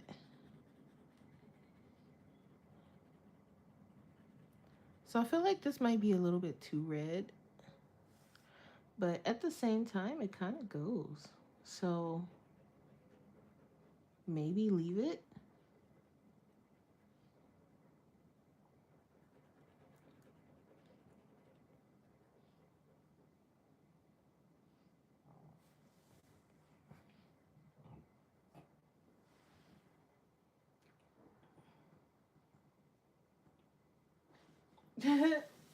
Mary's laughing. Yeah, but the Poscas, I don't know. They just don't work for me. I gave it one shot. I did a Mary. I gave it one shot, and I was like, okay. First of all, the stupid ball took forever just to do its thing because you got to shake the ball loose. It wouldn't shake loose. It took forever. I was like, I'm not about to sit here and shake this ball on this one marker. And it was I was banging it on the table. I was like, why am I fighting with this Posca pen? Literally. And it's fighting back. I was like, nah, it's okay. So that's what kind of made me start looking for something else. And then I came across Toolie and I was like, let me see some reviews because I seen that I had to do the same thing that, it had the same kind of prime as the Posca. And I was like, nah, because I don't want that fight. And I was like, well, let me look up some reviews because I keep hearing about them. And so I looked up some reviews and I was like, okay, maybe give him a chance, which I easily could have gave Posca another chance, but I think the Toolie has more colors if I'm not mistaken. I'm gonna have to look into that. But Toolie already won me over, so too late, Posca. You had your chance. And it's crazy because Posca is a Japanese company, so I mean I could technically give them another chance, but no. They broke my heart fighting with that one marker. I do like this. It's drying a little bit darker, which is good. I do like that color.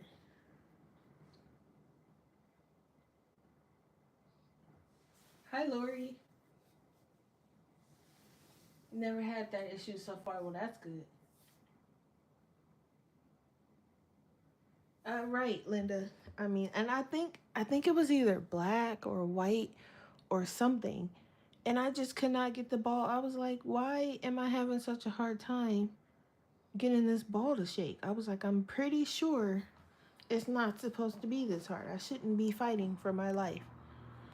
And I was like looking at everybody else right out the box, shake it up. I'm like, no.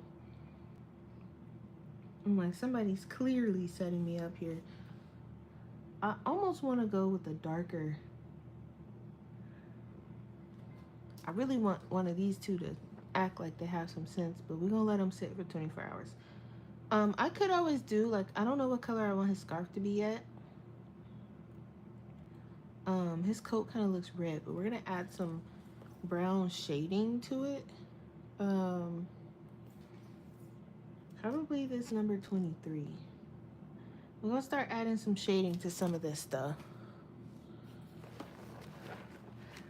And this is like literally my thought process when I'm doing stuff like this. Is this a jewel tone? Yeah. It takes me a while just to do one of these because I'm like shifting through the colors, trying to figure it out, and the shading and the this and the that. This might be the whole jewel tone set probably needs. Oh no, it's working. Okay, I was gonna say the whole jewel tone set probably needs. So the moon is that way. So the shading is gonna be. It's probably too dark. We gonna see. We gonna see.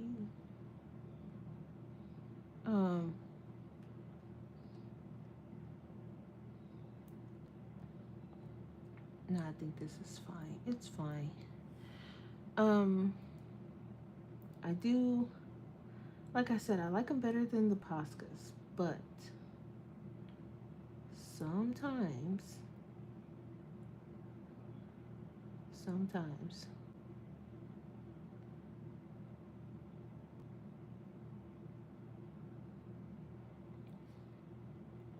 and then this is like a pocket, so I'm just gonna add like a little bit there.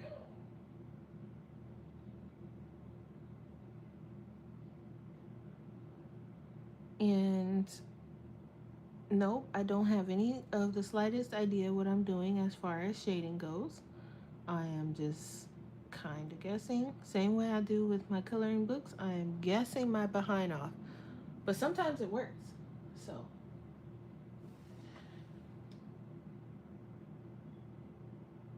Look at Taylor trying to teach me how to prime a marker. Listen, ma'am. I got that much. But it wasn't the ball, like I said, it wasn't shaking. So you have to make sure that you hear this ball when you shake. And it wasn't doing that. And I was like, okay, because if you're not, the paint is not getting mixed the way it should if you don't hear it shaking. So I was having the problem because I didn't hear it shaking, and I tried to be cool and prime it. I was like, well, I'm just gonna, prime it anyway. I mean, I'm just gonna press down and get the color out anyway. And then it was like a liquid, watery mess, and I was like, okay, I knew that was gonna happen because it's not primed properly. So then that's when I start fighting with it on the table because I'm like, I need for you to work, sir, and you're not working. And eventually I did get it to work, and then I used it like twice, and then it dried out. So I was like, well, all that fighting just to have it dry out on me is ridiculous. So I was like, never again. And I do be seeing them in like Blick too, like the Poscas and stuff. But I don't. Number one, I don't go to Blick that often because it's not close. Um, and it's about to get hot, so I'm really not about to be trying to go anywhere in the heat. But it's not close. And then the selection, the Blick in Vegas is very small. First of all, we only have one, um, and it's pretty small, and they're mostly catered to like fine art. So they have like a boatload of oil paints, a boatload of acrylics, a boatload of watercolors, a boatload of like sketchbooks, a boatload of canvases, a boat. They're more catered to that area. I noticed. Even their color pencil section is pretty small. Um,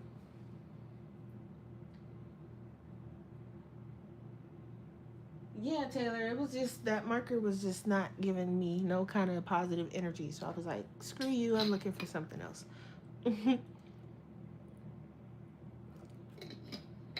so I but like I said, I do like these better anyway. Um so it's okay. I might give them a chance another day. I won't say they're completely out of the running. Um But yeah, Blick Online does have, but sometimes like when I just like to get out of the house, like even though like I'm an inside person and I hate people, but because I mean I don't hate all people, but it seems like every time I go out of the house, it's always one ignorant person that likes to try and trigger my soul, and I don't like to be triggered. So I'm not, believe it or not, I'm not a people person whatsoever. So um yes, online is much easier for my soul. I like to go into the store and get peace of mind and look at the stuff and touch the stuff and sniff the pencils and, be weird and flip through the sketchbook and sniff the paper. But Blick is like the only art store we have out here, like actual art store. And it's small. And it's in a sketchy neighborhood. So I don't go over there a lot. Um, I went twice by myself. Usually I like to have him go with me because, like I said, the neighborhood's a little sketchy. So, but at the same time, he's not really an art person, so I don't really like dragging him in there because I know he's probably like, how many more times are you gonna come in the store and look at the same stuff and it's the exact same as it was the last time you left the store? Like, so he doesn't say it, but I'm sure he's thinking it. He's probably like, if she drags me in this store one more time. But and I always tell him, if you want, you can stay in the car, but like I know that's boring too. So um Blick Online is definitely the better option for me. Um, which is why I was like, you know what? And then a lot of the times, Blick Online has better sales too. And for whatever reason, they don't have the same sales in the store, which is odd. And then sometimes they don't. Sometimes they'll honor the online price, but sometimes they don't. They'll be like, oh, well, the online price is different from the store price, and we don't have that sale going on right now in the store. And I'm like, what? You're the same company. And I don't want the argument, so I just be like, never mind. So, um, Blick Online is better. That's why I'm like, okay, for my birthday, I will happily, and I know some people be like, oh, I hate giving gift cards, or people don't like getting gift cards. I do. I do. Me, raising my hand over here, because I would rather, I would be happier with a gift card. That way, because to me, you're saying, okay, look, here's some money, get what you want, versus you trying to get me something that you think I want or think I need, and I end up like already having it or something of that case. Which, in the eyes of art supply, sometimes that's not a bad thing. I will take a duplicate set or something. But um, yeah, your Blick store sucks too. Yeah, see, and I don't know if they do that on purpose, where they have like, cause me, I'll look online and be like, oh, okay, this is the price, and I'm like, well, I'm gonna be in the area. I'll go in the store and pick it up. That way, it's already in my hand, and then you get to the store and it's something different, and you're like, but what happened to it? And they're like, oh no, that's the online price, and you're like, do you not honor that? And they're like, no, and it's like, oh, well. And then so now you have to get it from online if you want that price, but ultimately you're paying more because now you either have to spend more to get the free shipping, pray you have a promo code for free shipping, or you have to pay for the shipping, which by the way on Blick is not exactly cheap, you know? So if you go on there, like let's say you just wanted to get like, you know, a couple of color pencils or something, which ultimately is like what, maybe $12 or so, maybe $20. You end up spending way more than that because you got to try to get the shipping price. So now you got to spend more. You got to get more stuff that you don't need. And then on top of that, you have to wait for it to come. So it's like the store is, you might as well pay that slightly higher price in the store because ultimately, is it more or is it about the same? Do you want it now or do you want it later? So it's kind of like can't win for losing, really. Or it would be nice if they just matched the prices.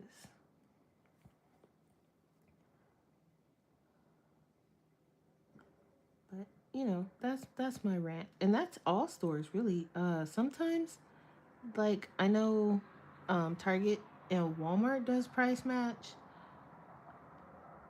but also at the same time, I feel like if they didn't, people would probably riot. So that's probably why they price match. They probably like we don't want nothing to do with the people that's gonna have our head if we don't match this price. So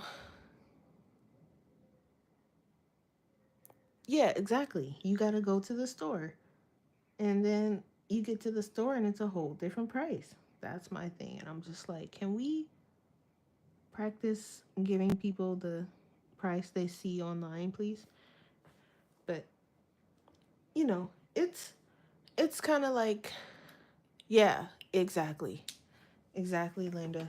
It's like, do I want that fight? Just just just give them what they want. We don't want that fight. We don't want to argue. It's Walmart. It's not that serious. Just price match it. And I'm like, well, can Blick do the same thing? Because that's what we really care about. That's where all the good stuff is at. Especially like, okay, I know Mary was on there looking. Mary, did you see those Holbein acrylic colors? Like, it's very hard to choose, you know, like, and I know, and I'm kind of scared because once I have like the colors that I need, when I get into the colors where I'm like, okay, now it's time to just choose colors that I kind of want to play around with, that I think I'm going to want, I'm going to be in trouble, okay? Because there's a lot of them. There's like over 100. And I'm going to be in trouble. I am. So, for his scarf, I could pick some way out off the wall color, not pink. I know that was going to be Taylor's choice. I see like this lemon color and I'm kind of looking at it and I'm like, do I want that? The jewel tones today is setting the tone for the desert, and I kind of like it. Um, but I was looking at this. I'm like, that would be cute. It's still like in the greens. And if we don't like it, we can change it. I can also use that color for the highlight color on his shorts, or I can go with something. I can go with like a pale yellow. This lemon drop actually, though, would be nice yellow because it kind of pops a little bit. Do I have something a little bit brighter though? Let me see. Because I have the pastel set floating around here somewhere. Let me see. Um,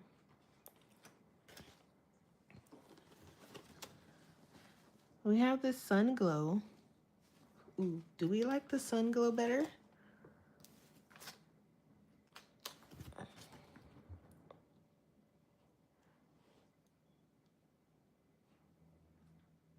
I mean, the Sun Glow can be like the...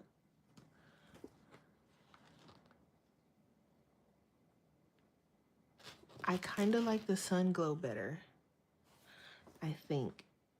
Yeah, I think I like the Sun Glow. The price is cheaper online because of the shipping costs. Yeah, exactly. Exactly, Taylor. But I feel like because I'm getting my butt off my butt and coming to the store to get it myself, I feel like it should be cheaper. Because now I'm not paying you to bring it to me, I'm getting up to get it myself. So I feel like it should be cheaper. That's just my opinion. I mean, make it make sense that I'm paying more because I'm getting up to get it myself.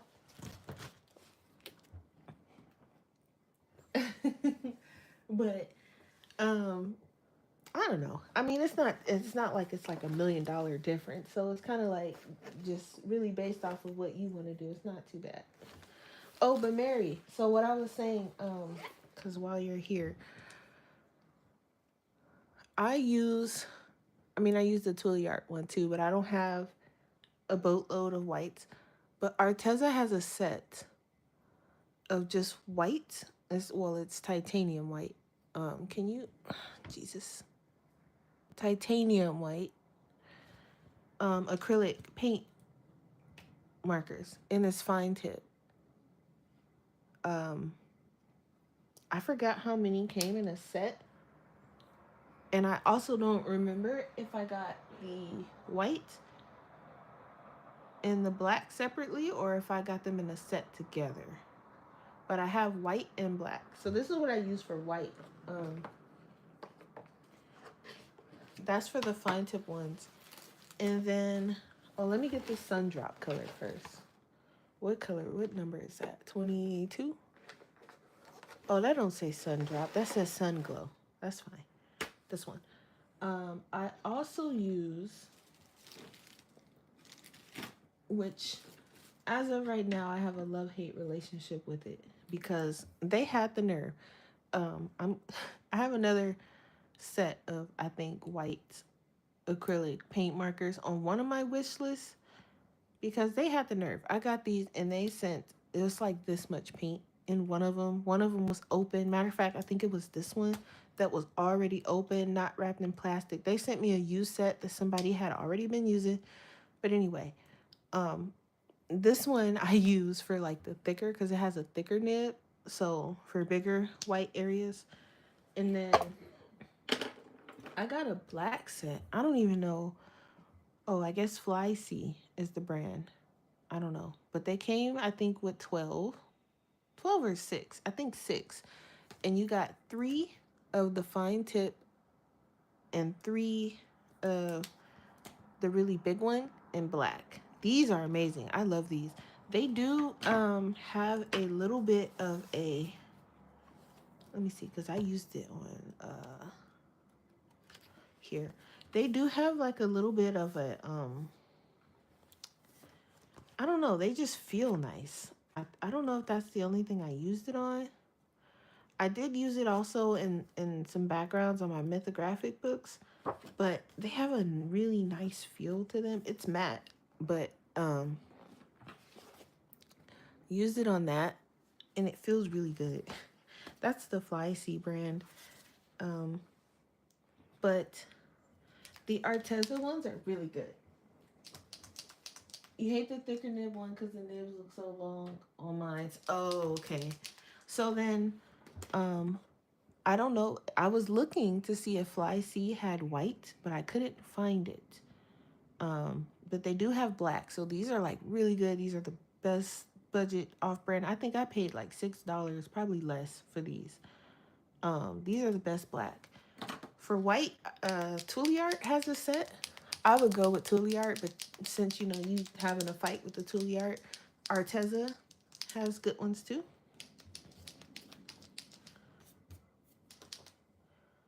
We going yellow, guys. Oh, I'm probably gonna have to. The pastel set is another set I don't use too often, so I know this is probably gonna fight me. Yeah, it's gonna fight me. I'm not gonna fight with it. Also, I am accepting Tuileart nib refills for my birthday as well. I told my sister, she was like, you get really needy around your birthday. I said, well, to be fair, I said, I don't ever ask anyone really for anything. I said, and I'm not asking as far as like my birthday goes, but people always ask me, and I just be like, oh, just, it doesn't matter, or give me whatever.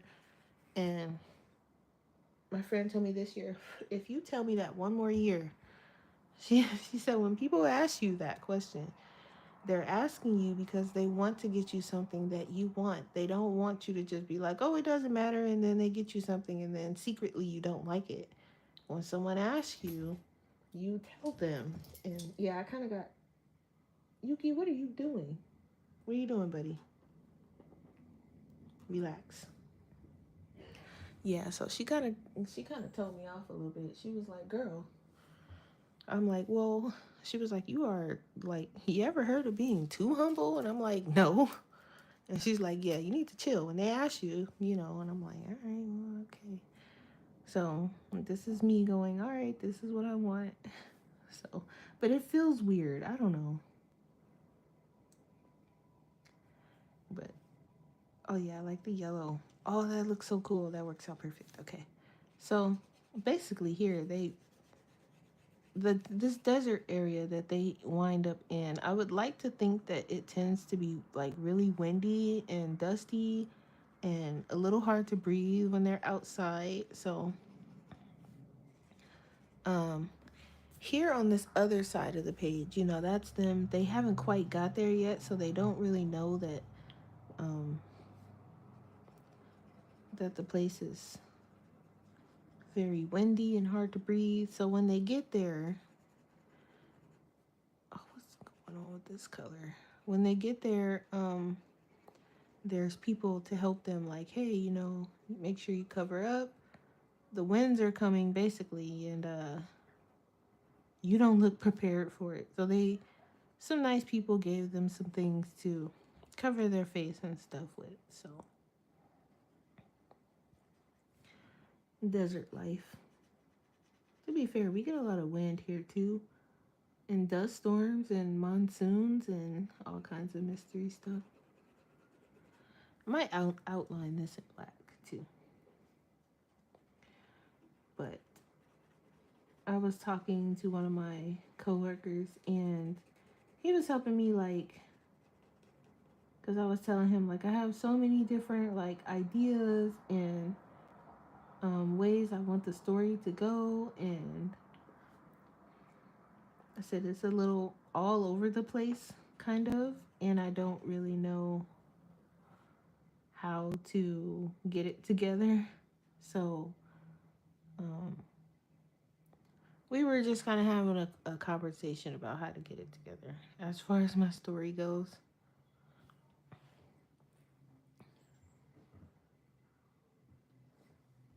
Uh, Taylor, Taylor, like, just put it on the.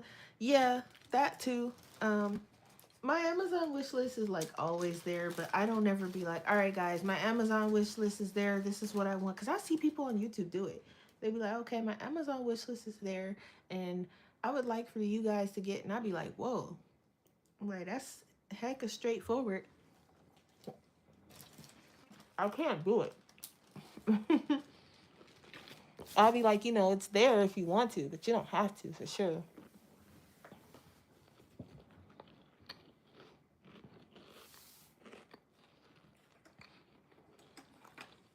Like, Linda was ready to beat me up when I was talking about I was going to go buy a dragon spell.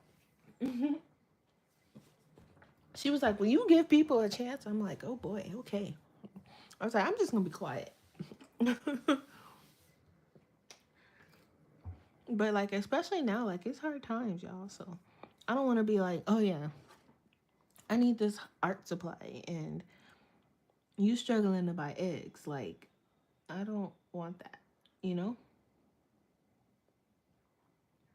because we struggling, y'all. Because why are eggs like $16? Taylor said, "Please don't start doing all of that." Right. I'm just going. I'm gonna be quiet, and if y'all, it's there, and because you mainly for me, my Amazon wish list is like, and I hate to say it, but it's mainly for me. I'll put something there so I know, like, okay, this is what you need, this is what you need, this is what you're missing, this is what you need to get. And then I can go back and be like, okay, I remember this is what I need to get, so let me get it. But Linda told me off. She was like, will you give people a chance? And I think somebody else had told me that too. They were like, your wish list changes so much. And I'm like, it changes because I put things there and then I buy them. They're like, well, what's the purpose of having it on your wish list if you're just going to buy it yourself?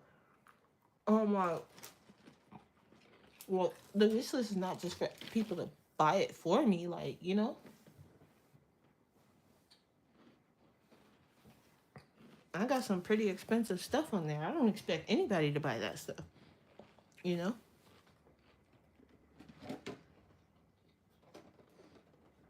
You guys hear me crunching. I have some uh cinnamon toast crunch has like some waffle flavor. So that's like my snack because I can't have milk. So I just eat it like that.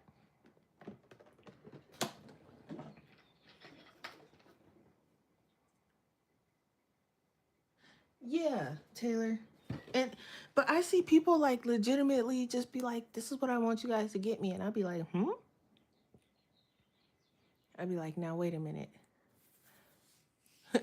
You know, I'd be like, I don't, and I don't want to say I don't think that's what you're supposed to do because I don't, that's just how I feel. But some people really feel like, okay, if I don't ask, then they're not gonna, you know. And I'm like, mm-mm.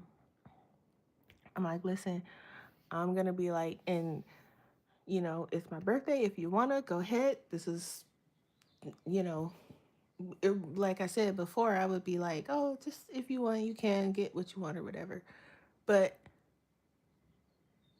I'm not gonna be like, you know, I can't. It feels weird because like my friend was telling me like if people ask you, tell them. But it feels weird.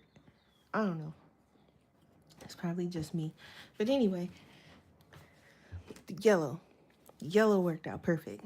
And I had to fight a little bit with this one. I don't know if I got like a busted nib or, but now that it's like mostly dry, I can go over the parts that and that's another thing I like about the Toolie art markers, the parts that um gave you a little bit of trouble, you can just lightly go right over it and it'll sort itself out, which is nice. I'm telling y'all, if y'all like acrylic markers, um, or if you want to try, and they have, let me say this right now, some of their sets, they do have brush tips.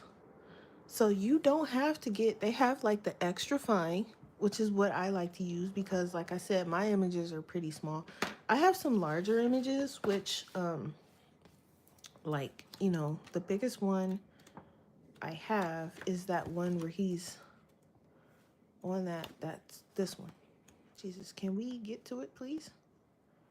All right, it's fighting me. This one. And I didn't use my Toolie Arts on this one because it's way too big. So eventually, and mostly like when my shuttle out arts run out or something like that, I will move on to like the Toolie Art brush tips so I can cover big areas because I mean, there's no way I was gonna sit here and do this whole background with with an extra fine Toolie art. First of all, I wouldn't even have enough. It probably would be enough, but my it would be done by the end of it. And then it would look weird because look how big the space is. So they do have brush tips. Where's that? Oh, it's right here. They do have brush tips where, you know, you can probably cover this area, something like this, with a brush tip with the Toolie Arts. I don't have any of them, so I can't show you guys. But they also have tips like this. And then if you buy and update it, yeah, see, exactly, Taylor. Like, there's nothing. I don't think there's anything wrong with that.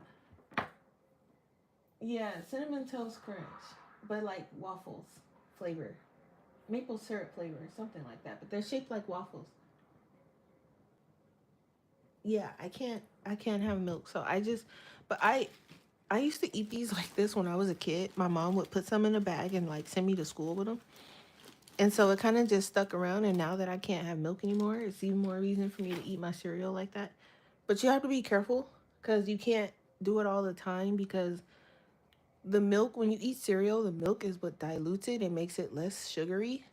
Um, when you eat it straight out the bag like that, it's a lot of sugar. So I don't eat it like that often, but it's so good. That's like one of my comfort snacks. That and string cheese. But anyway, which he picked up from the store for me today. I'm gonna grab one of those later. But they have different tips. And then what's also really cool with Toolyart, so like I have the extra fine nib.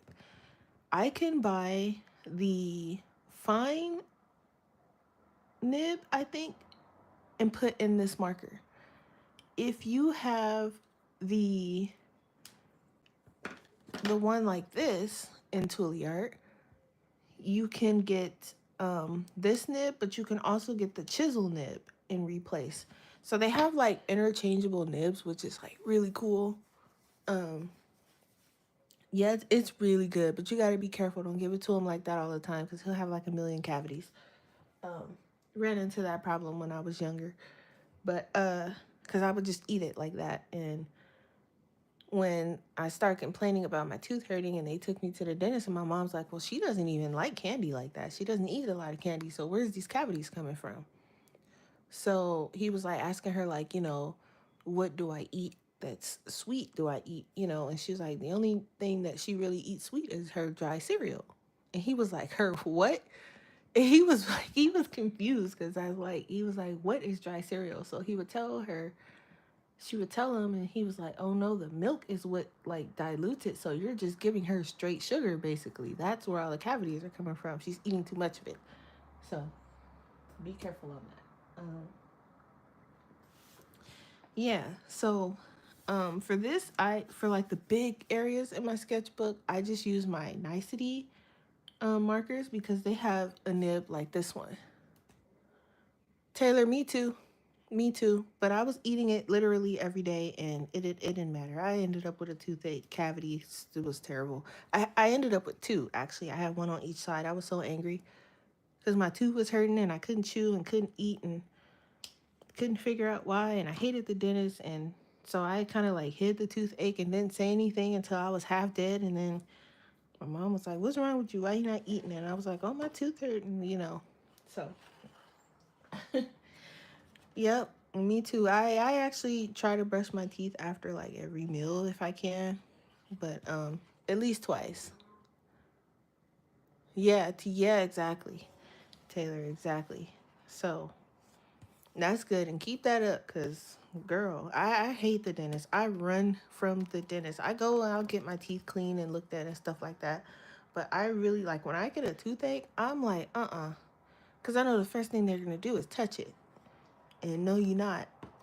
I'll go in once the toothache is gone. And then I'm like, okay, listen, I had a toothache last week and here's what's going on. Now you can touch it. But you're not about to touch it while it's hurting because I'll punch somebody and then I'll feel bad.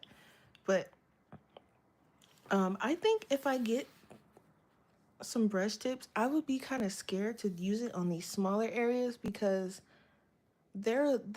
for me in brush tips, I feel like I have a little bit less control over kind of like where it lands. I've been doing pretty good with the shuttle art, like I said, because I really like those, but those are like firm, like brush tips. They're a little firmer. So like here, I use them on like his shirt, and then here I used it on the background. And for these bushes, I use the shuttle art. Some of the colors in the shuttle art, though, if you use them on bigger areas, they do streak a little bit, like you can see on this bottom one. But the shuttle art and my Nicety markers, I use those for backgrounds because they are brush tip and that bullet nib. Here I use the shuttle arts too. And I think I use some Niceties, like for right here. Um, Taylor, I know it does. It looks crazy when you start missing teeth. I have all my teeth, thankfully. Um, I have one in the back that's like giving me trouble every now and then. Um, and when I went, they were like root canal, and I was like, heck no, pull it, and they were like no. So they won't pull it, and I won't let them give me a root canal. So, you know, other than that, I have all of my teeth. um, that one actually has been giving me trouble since I was about, I want to say 19, 20, but it's not, they just need to pull it. What's left of it. But it's like they won't. And they're like, no, we can save it. I'm like, there's nothing left to save. Just pull it, please, Lord. I will pay you whatever I need to pay you. But that's a whole nother story. But outside of that, and it's literally the last tooth in the back, I'm like, I'm not going to miss that tooth. Just pull it. Pull it so I can continue to eat properly on that side. Um, because I prefer to chew on the left. And it feels weird when I chew on the right. I feel like a cow. So it's like, please pull it. And they're like, no, please let us do the root canal. And I'm like, no. So we going back and forth with that. And I'm like, all right, well, I'll just let it fall out on its own. And it's stubborn and it won't fall out because I take care of my teeth. So it's like, I'm not going to fall out. You're doing a good job. And I'm like, well, can't win for losing. But, thank you, Lori. Thankfully, it's the one all the way in the back and it's not like in the front of my mouth or something like that. Because I'd be like, listen, somebody punch me, please. Hi, Ivy. How are you? But yeah, so this is all shuttle art. There's no Tuli art on this page. This is all shuttle art or nicety, and I like the brush tip look. Um, especially like on the my version of landscape paper picture. It turned out good. My little ducks turned out a little wonky, but right, Lori, like I'm not I've seen videos, I've seen pictures, I've seen people. My cousin got a root canal, and I was like, that traumatized me. I was like, nope, never, ever will I ever. So, one of these days, probably when I'm like 100, it'll decide to fall out of my mouth. But it only gives me trouble like every blue moon. So, anywho, I prefer like I think I used this is all Tuli art. Originally, I had over this, I mean, underneath this, I had colored him already in these colors. And I was like, I don't like the way it looks against the yellow background. So this one I decided to change his color. And I went right over that with a Tuli art marker and also a shuttle art marker. And you can't even tell that there was red underneath there and orange. You can't tell one single bit. So that's another reason why I like the Tuli art markers. Um, so it's kind of like, I like using them for different things, but mostly in my, well, always in my sketchbook, but like Ivy, because I think that was Ivy that was, there's another, I don't know if it's acrylic, and I keep forgetting the name of it, but there's another like marker. Um, I can't think of the name of it, but I know View has about 5 of them, but I think she only has one of the one I want. I think it's like they're like really opaque. I don't know if it's paint. Thank you, Ivy. The Deco brush. Okay. So, because they have 2 versions of it. They have one that's like, I guess it's supposed to be like a watercolor brush marker or something. And then they have the really opaque one. That's another one. And one of these days I want to try it because I hear people say that, I hear some people say they're calling them acrylic paint markers, and then other people are calling them pigment markers. And then some people are calling them, um, what is she called? Some lady called it something way off the wall, and I was like, okay, but what is it?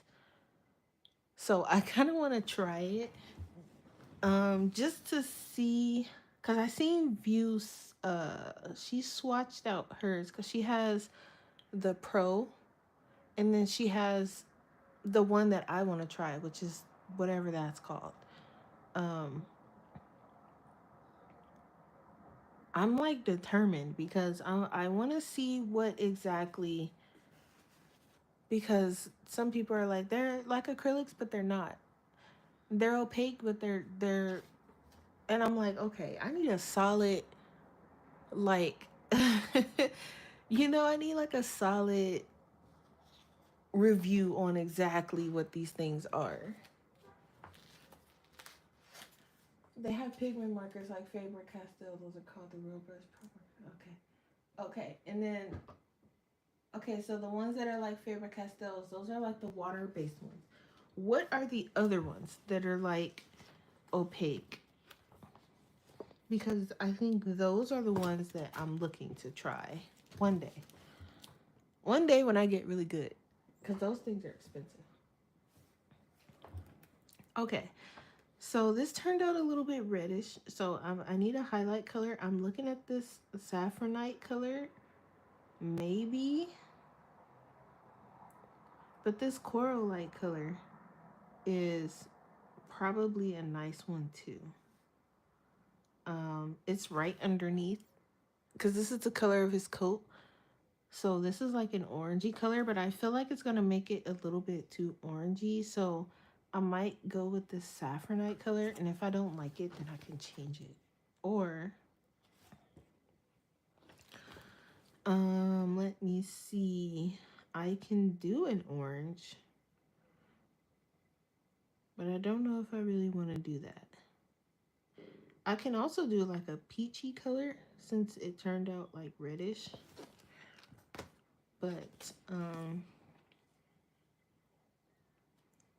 I can do like this rosy peach color.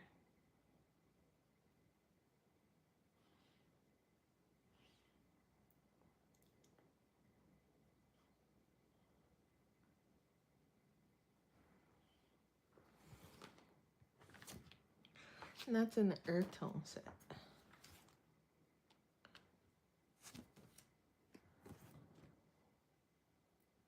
But I kind of like the coral light color. Maybe I'm gonna try that first. And we'll see what it looks like, because if it looks a little weird, then we'll go with the pink. Pigment deco brush are the acrylic markers.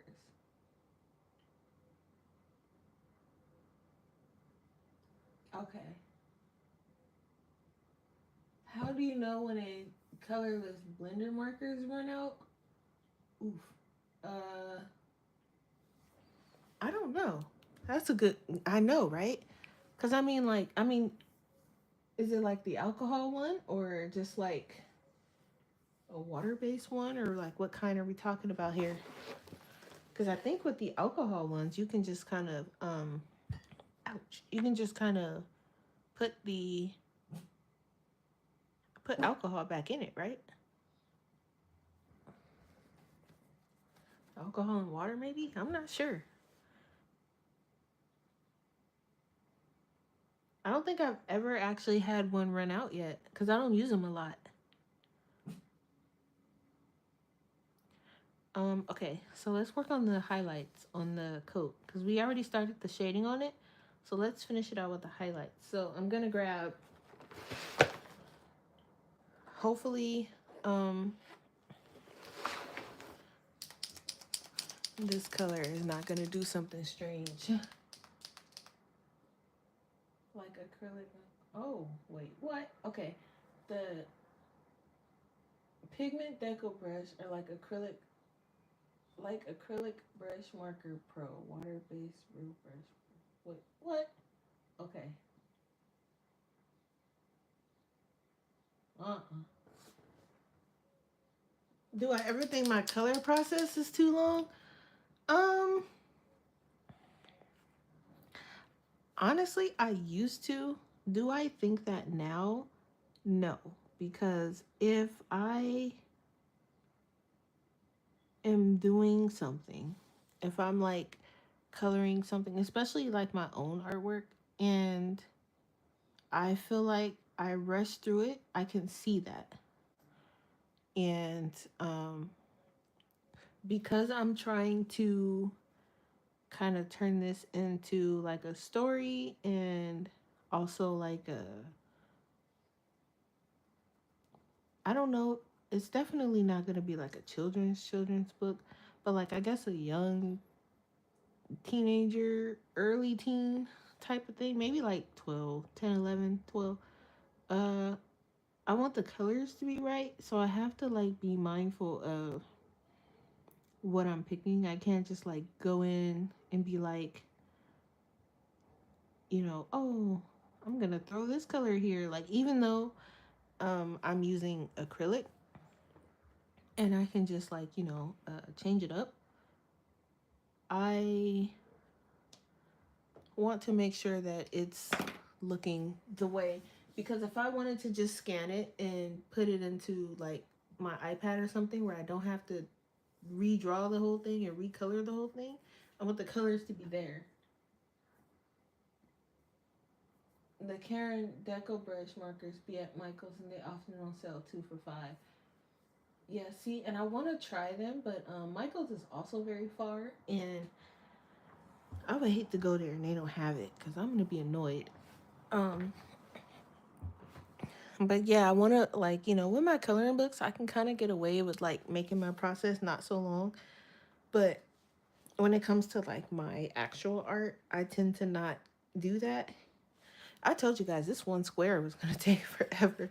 Um, this one over here was a little bit easier because I knew that I wanted it to be, because they're in the forest. I wanted a lot of like greens and stuff, so that one was a little easier. This one's a little hard because I don't really color desert scenes a lot, so I'm like, okay, I know I'm gonna need a lot of like plain kind of colors in a way. Um, and then like I want to have like his colors is pretty set. Bo is some of her colors are set. Like I know her dark brown shirt that she got from her dad, but like this outfit down here, I don't really know. And then I gotta work on her a little bit more. But for the most part, yeah, these are like it's like my life project is what I'm calling it, because it seems to be taking me all lifelong just to get it together. But um, that's why like a lot of my last sketchbook and this sketchbook, it's all these guys because I'm trying to get this story together. So yeah, so I do like that though, because it kind of, I don't know if it's because it's on top of this darker color, but it dried a little bit darker, so it's bright, but it's not too bright. Um, which is nice. I wish I knew where my silver Uniball pen was at. I do have like silver gel pen, but I'm gonna do it last because I think that's like glittery, so I'm gonna do it last. Um, I think because his backpack is definitely gonna be like a darker brown. I said that about the coat, but I do like the red that it turned out. I need to do the pockets, which um I can do like a dark red, I guess, or probably lighter. I don't know. We'll figure that out. And I need to do his nose, and then his shading for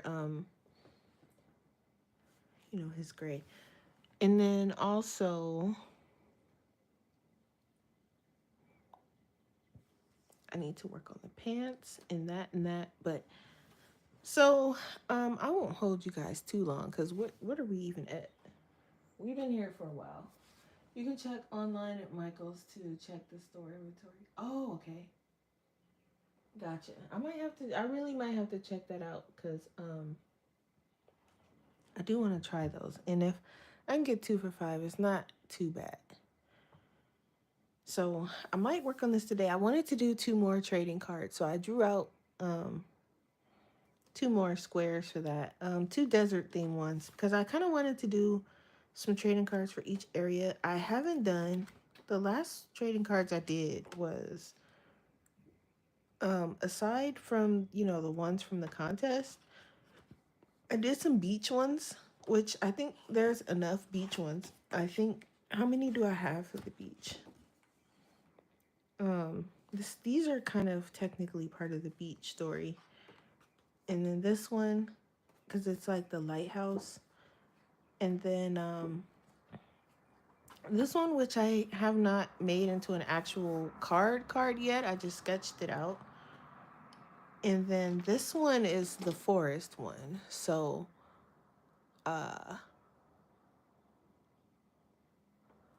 need to put it on.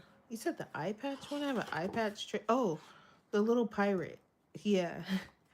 He's also a character I need to build up a little bit more because um he's kind of, well, I don't want to say he's a bad guy, but he's kind of a bad guy. He did some stupid stuff. So I want to build on him a little bit more. But he won't be, he's not like around long term, so he doesn't need that much building. But I did do 2 forest ones. You guys can't really see this one, but Pot's eating some grilled fish there. But I wanted to do one more forest one. Probably I kind of like this one. I might turn this one into a trading card because her face is just too cute right there. But I did have the forest one, and then this one's a forest one. I sketched it out very lightly. You can barely see it, but it's like a golem type of creature that they came across in the forest at some point. But so the forest ones, yeah, and then I want to do I want to do some more farm pictures, but I do want to do 2 desert ones. So I have sketched out the squares. I don't really know what exactly. I was thinking of doing one kind of with these little things that they're running from down here. Maybe one something like that. I don't know. I can turn this one into a card too because it's actually kind of cute. But I'm not sure. But I did sketch it out. Oh. So I have to be quick.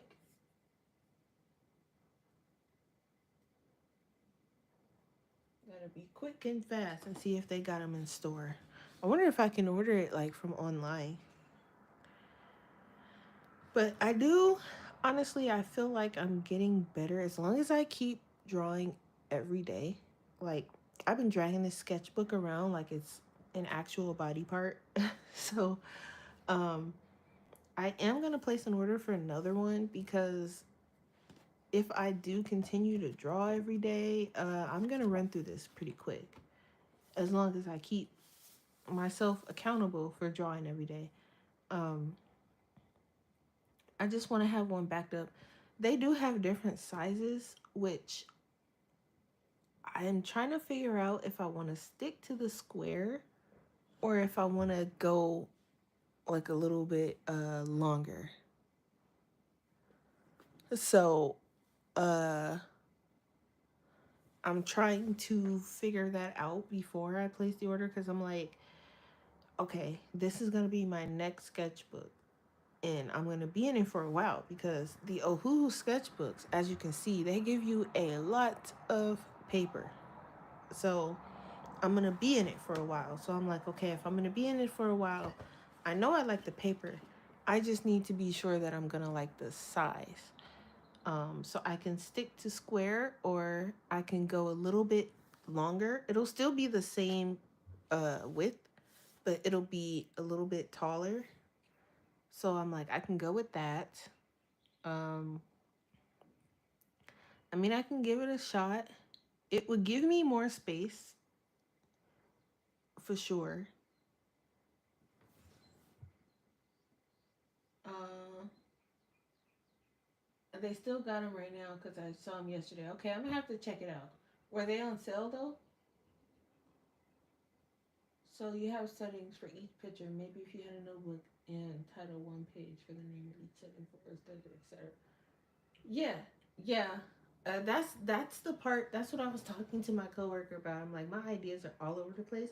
They're together, but they're all over the place because it's like I try to draw them when it's in my head, so that way I can come back. Like for example, I drew the forest. I can come back and be like, okay, they're in this forest. I in my mind they're looking for something, etc., etc. I even have like the basis of the story down. I just need to write it down at some point. When they come to me, exactly, exactly, Linda.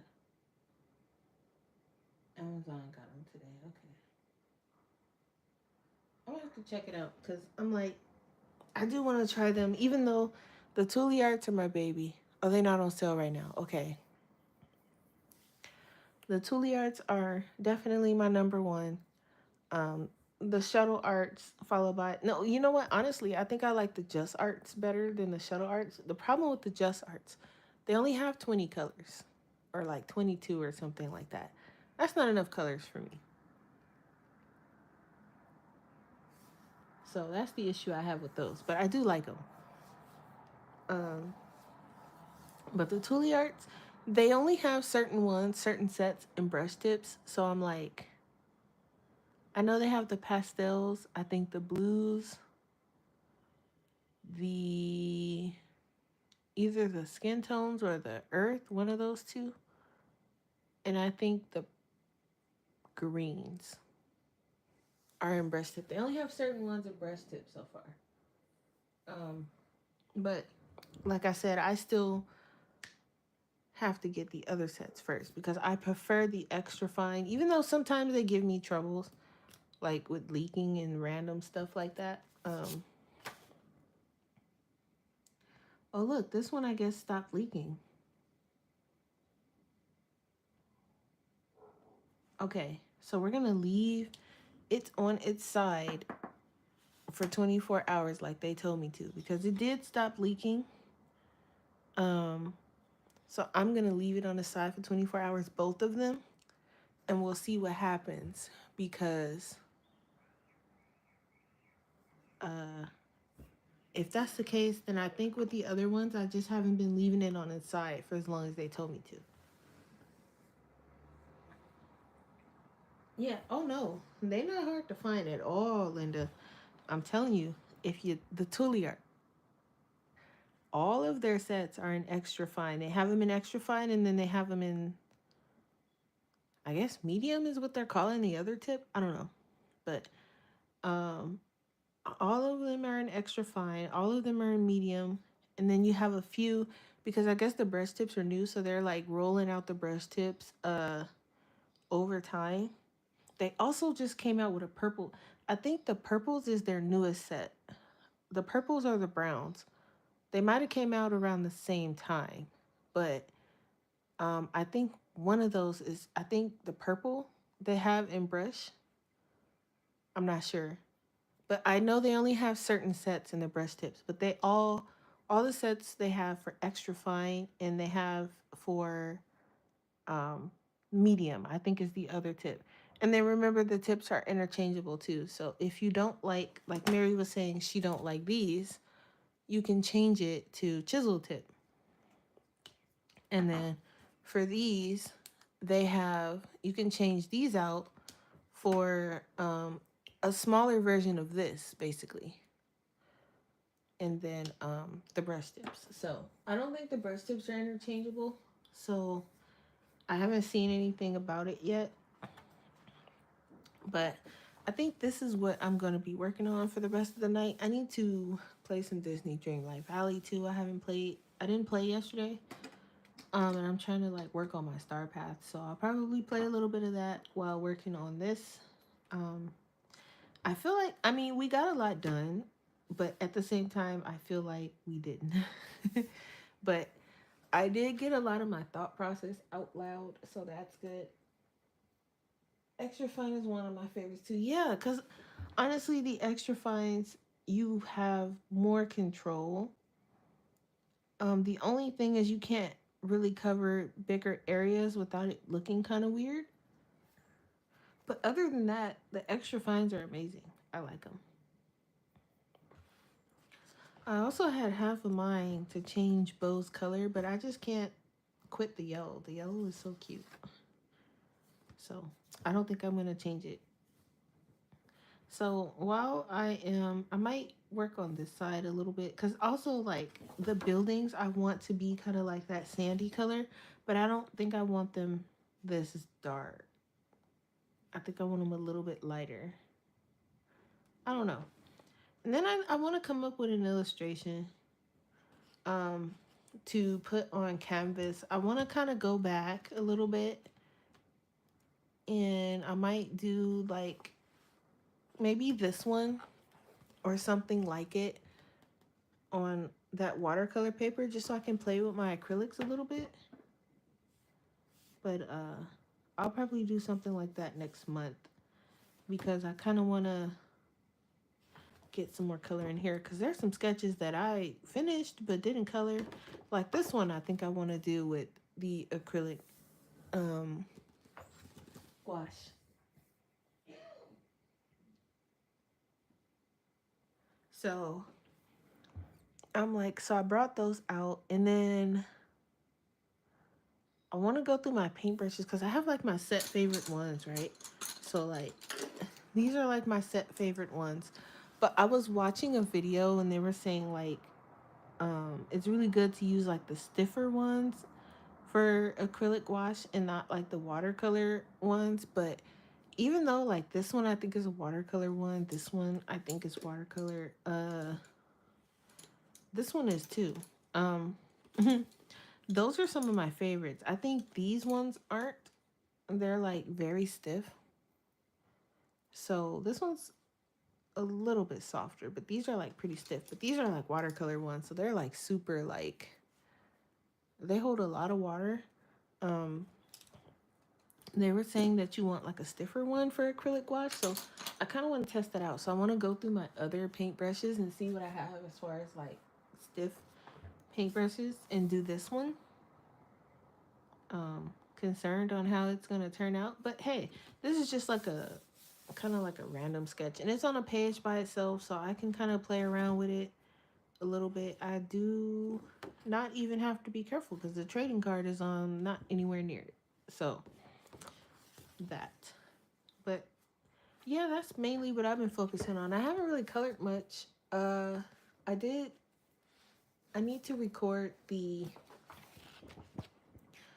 um the next part for this one, which I'll probably do on Wednesday. Trying to figure out if I want to do the bird fan next or her clothes, but I might do the bird. That just looks fun, so I might do that part next. But yeah, need to do the next part of that. Outside of that, I haven't been coloring too much. I'm about to start the Ko-fi um, page, which is around here somewhere. This one for Ko-fi members. I'm gonna attempt neon, so um, I'm gonna try to do that. But outside of that, I've just been mainly working on my art stuff.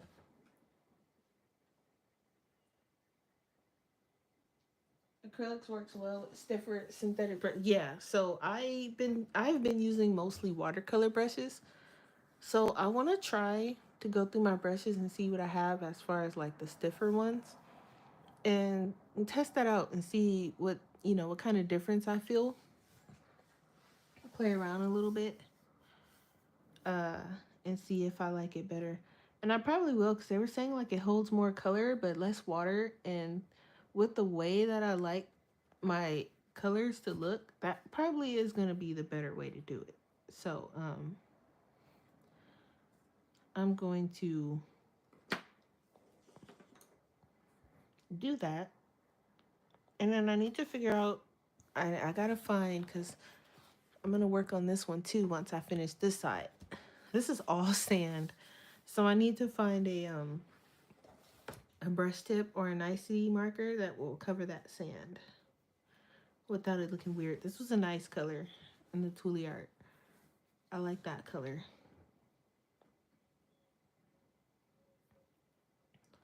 So I don't know. We'll see. But I'm just gonna chill for the rest of the day. You know, it's Sunday. I do have work tomorrow. So you guys won't see me back until Wednesday.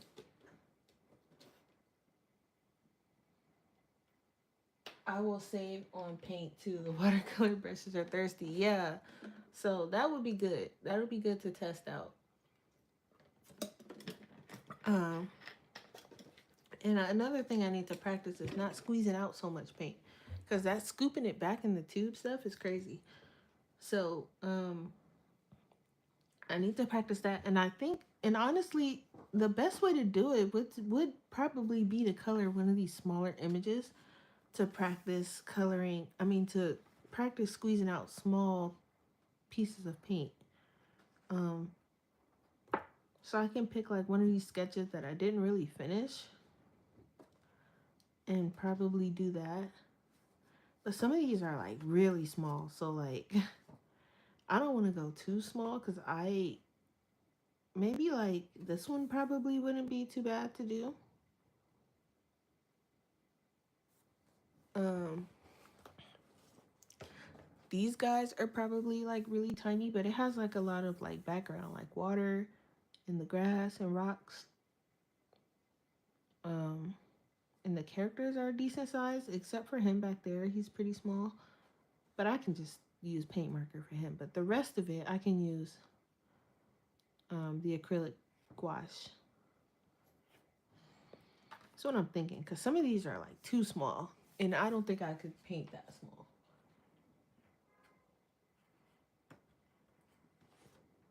Um, I can probably finish this one. I don't know why I didn't finish it.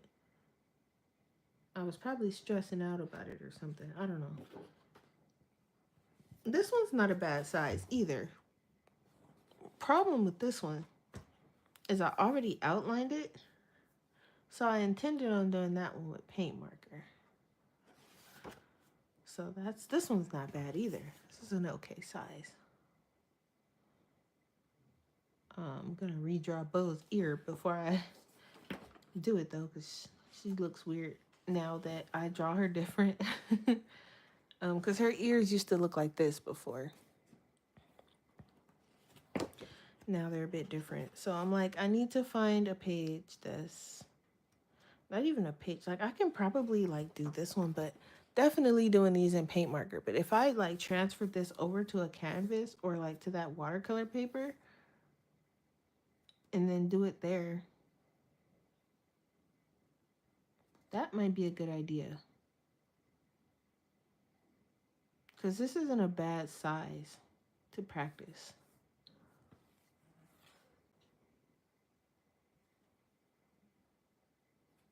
Yeah, I don't want anything because I don't want to use too much water. I want more color and I don't want it to be transparent. Um, so I'm going to definitely grab one of those synthetic brushes. But yeah, so that's pretty much it, guys. I'm going to get off of here, go grab me some food and finish working on this page. This is my project for the day. For the rest of the day, this is what I'm going to be doing. And then I'll probably transfer that other image onto paper so that maybe we can do it together. I can whip out the paint and we can figure it out.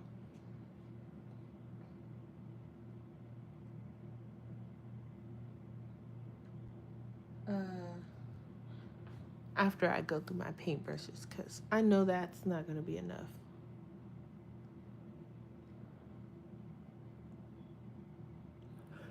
Yeah, so I almost feel like I need to take another nap, but I just got up from a nap. But all right, I'll be around. If someone else is gonna go live, then I'll be in chat or something like that. Hope you guys enjoyed the stream. It was kind of just like a chill one, working on some art stuff. But I'll catch you guys either in someone else's chat or on Wednesday. Where also Wednesday, we should be spinning the wheel. I'm going to tally up the entries and whatnot, and we'll spin the wheel on Wednesday.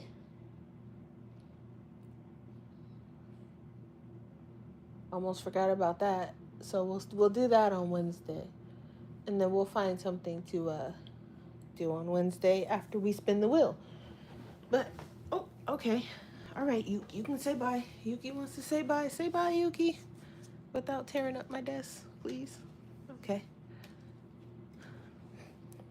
All right, there we go. All right, Yuki saying bye, guys. Okay, but all right, guys. Catch you later. Bye.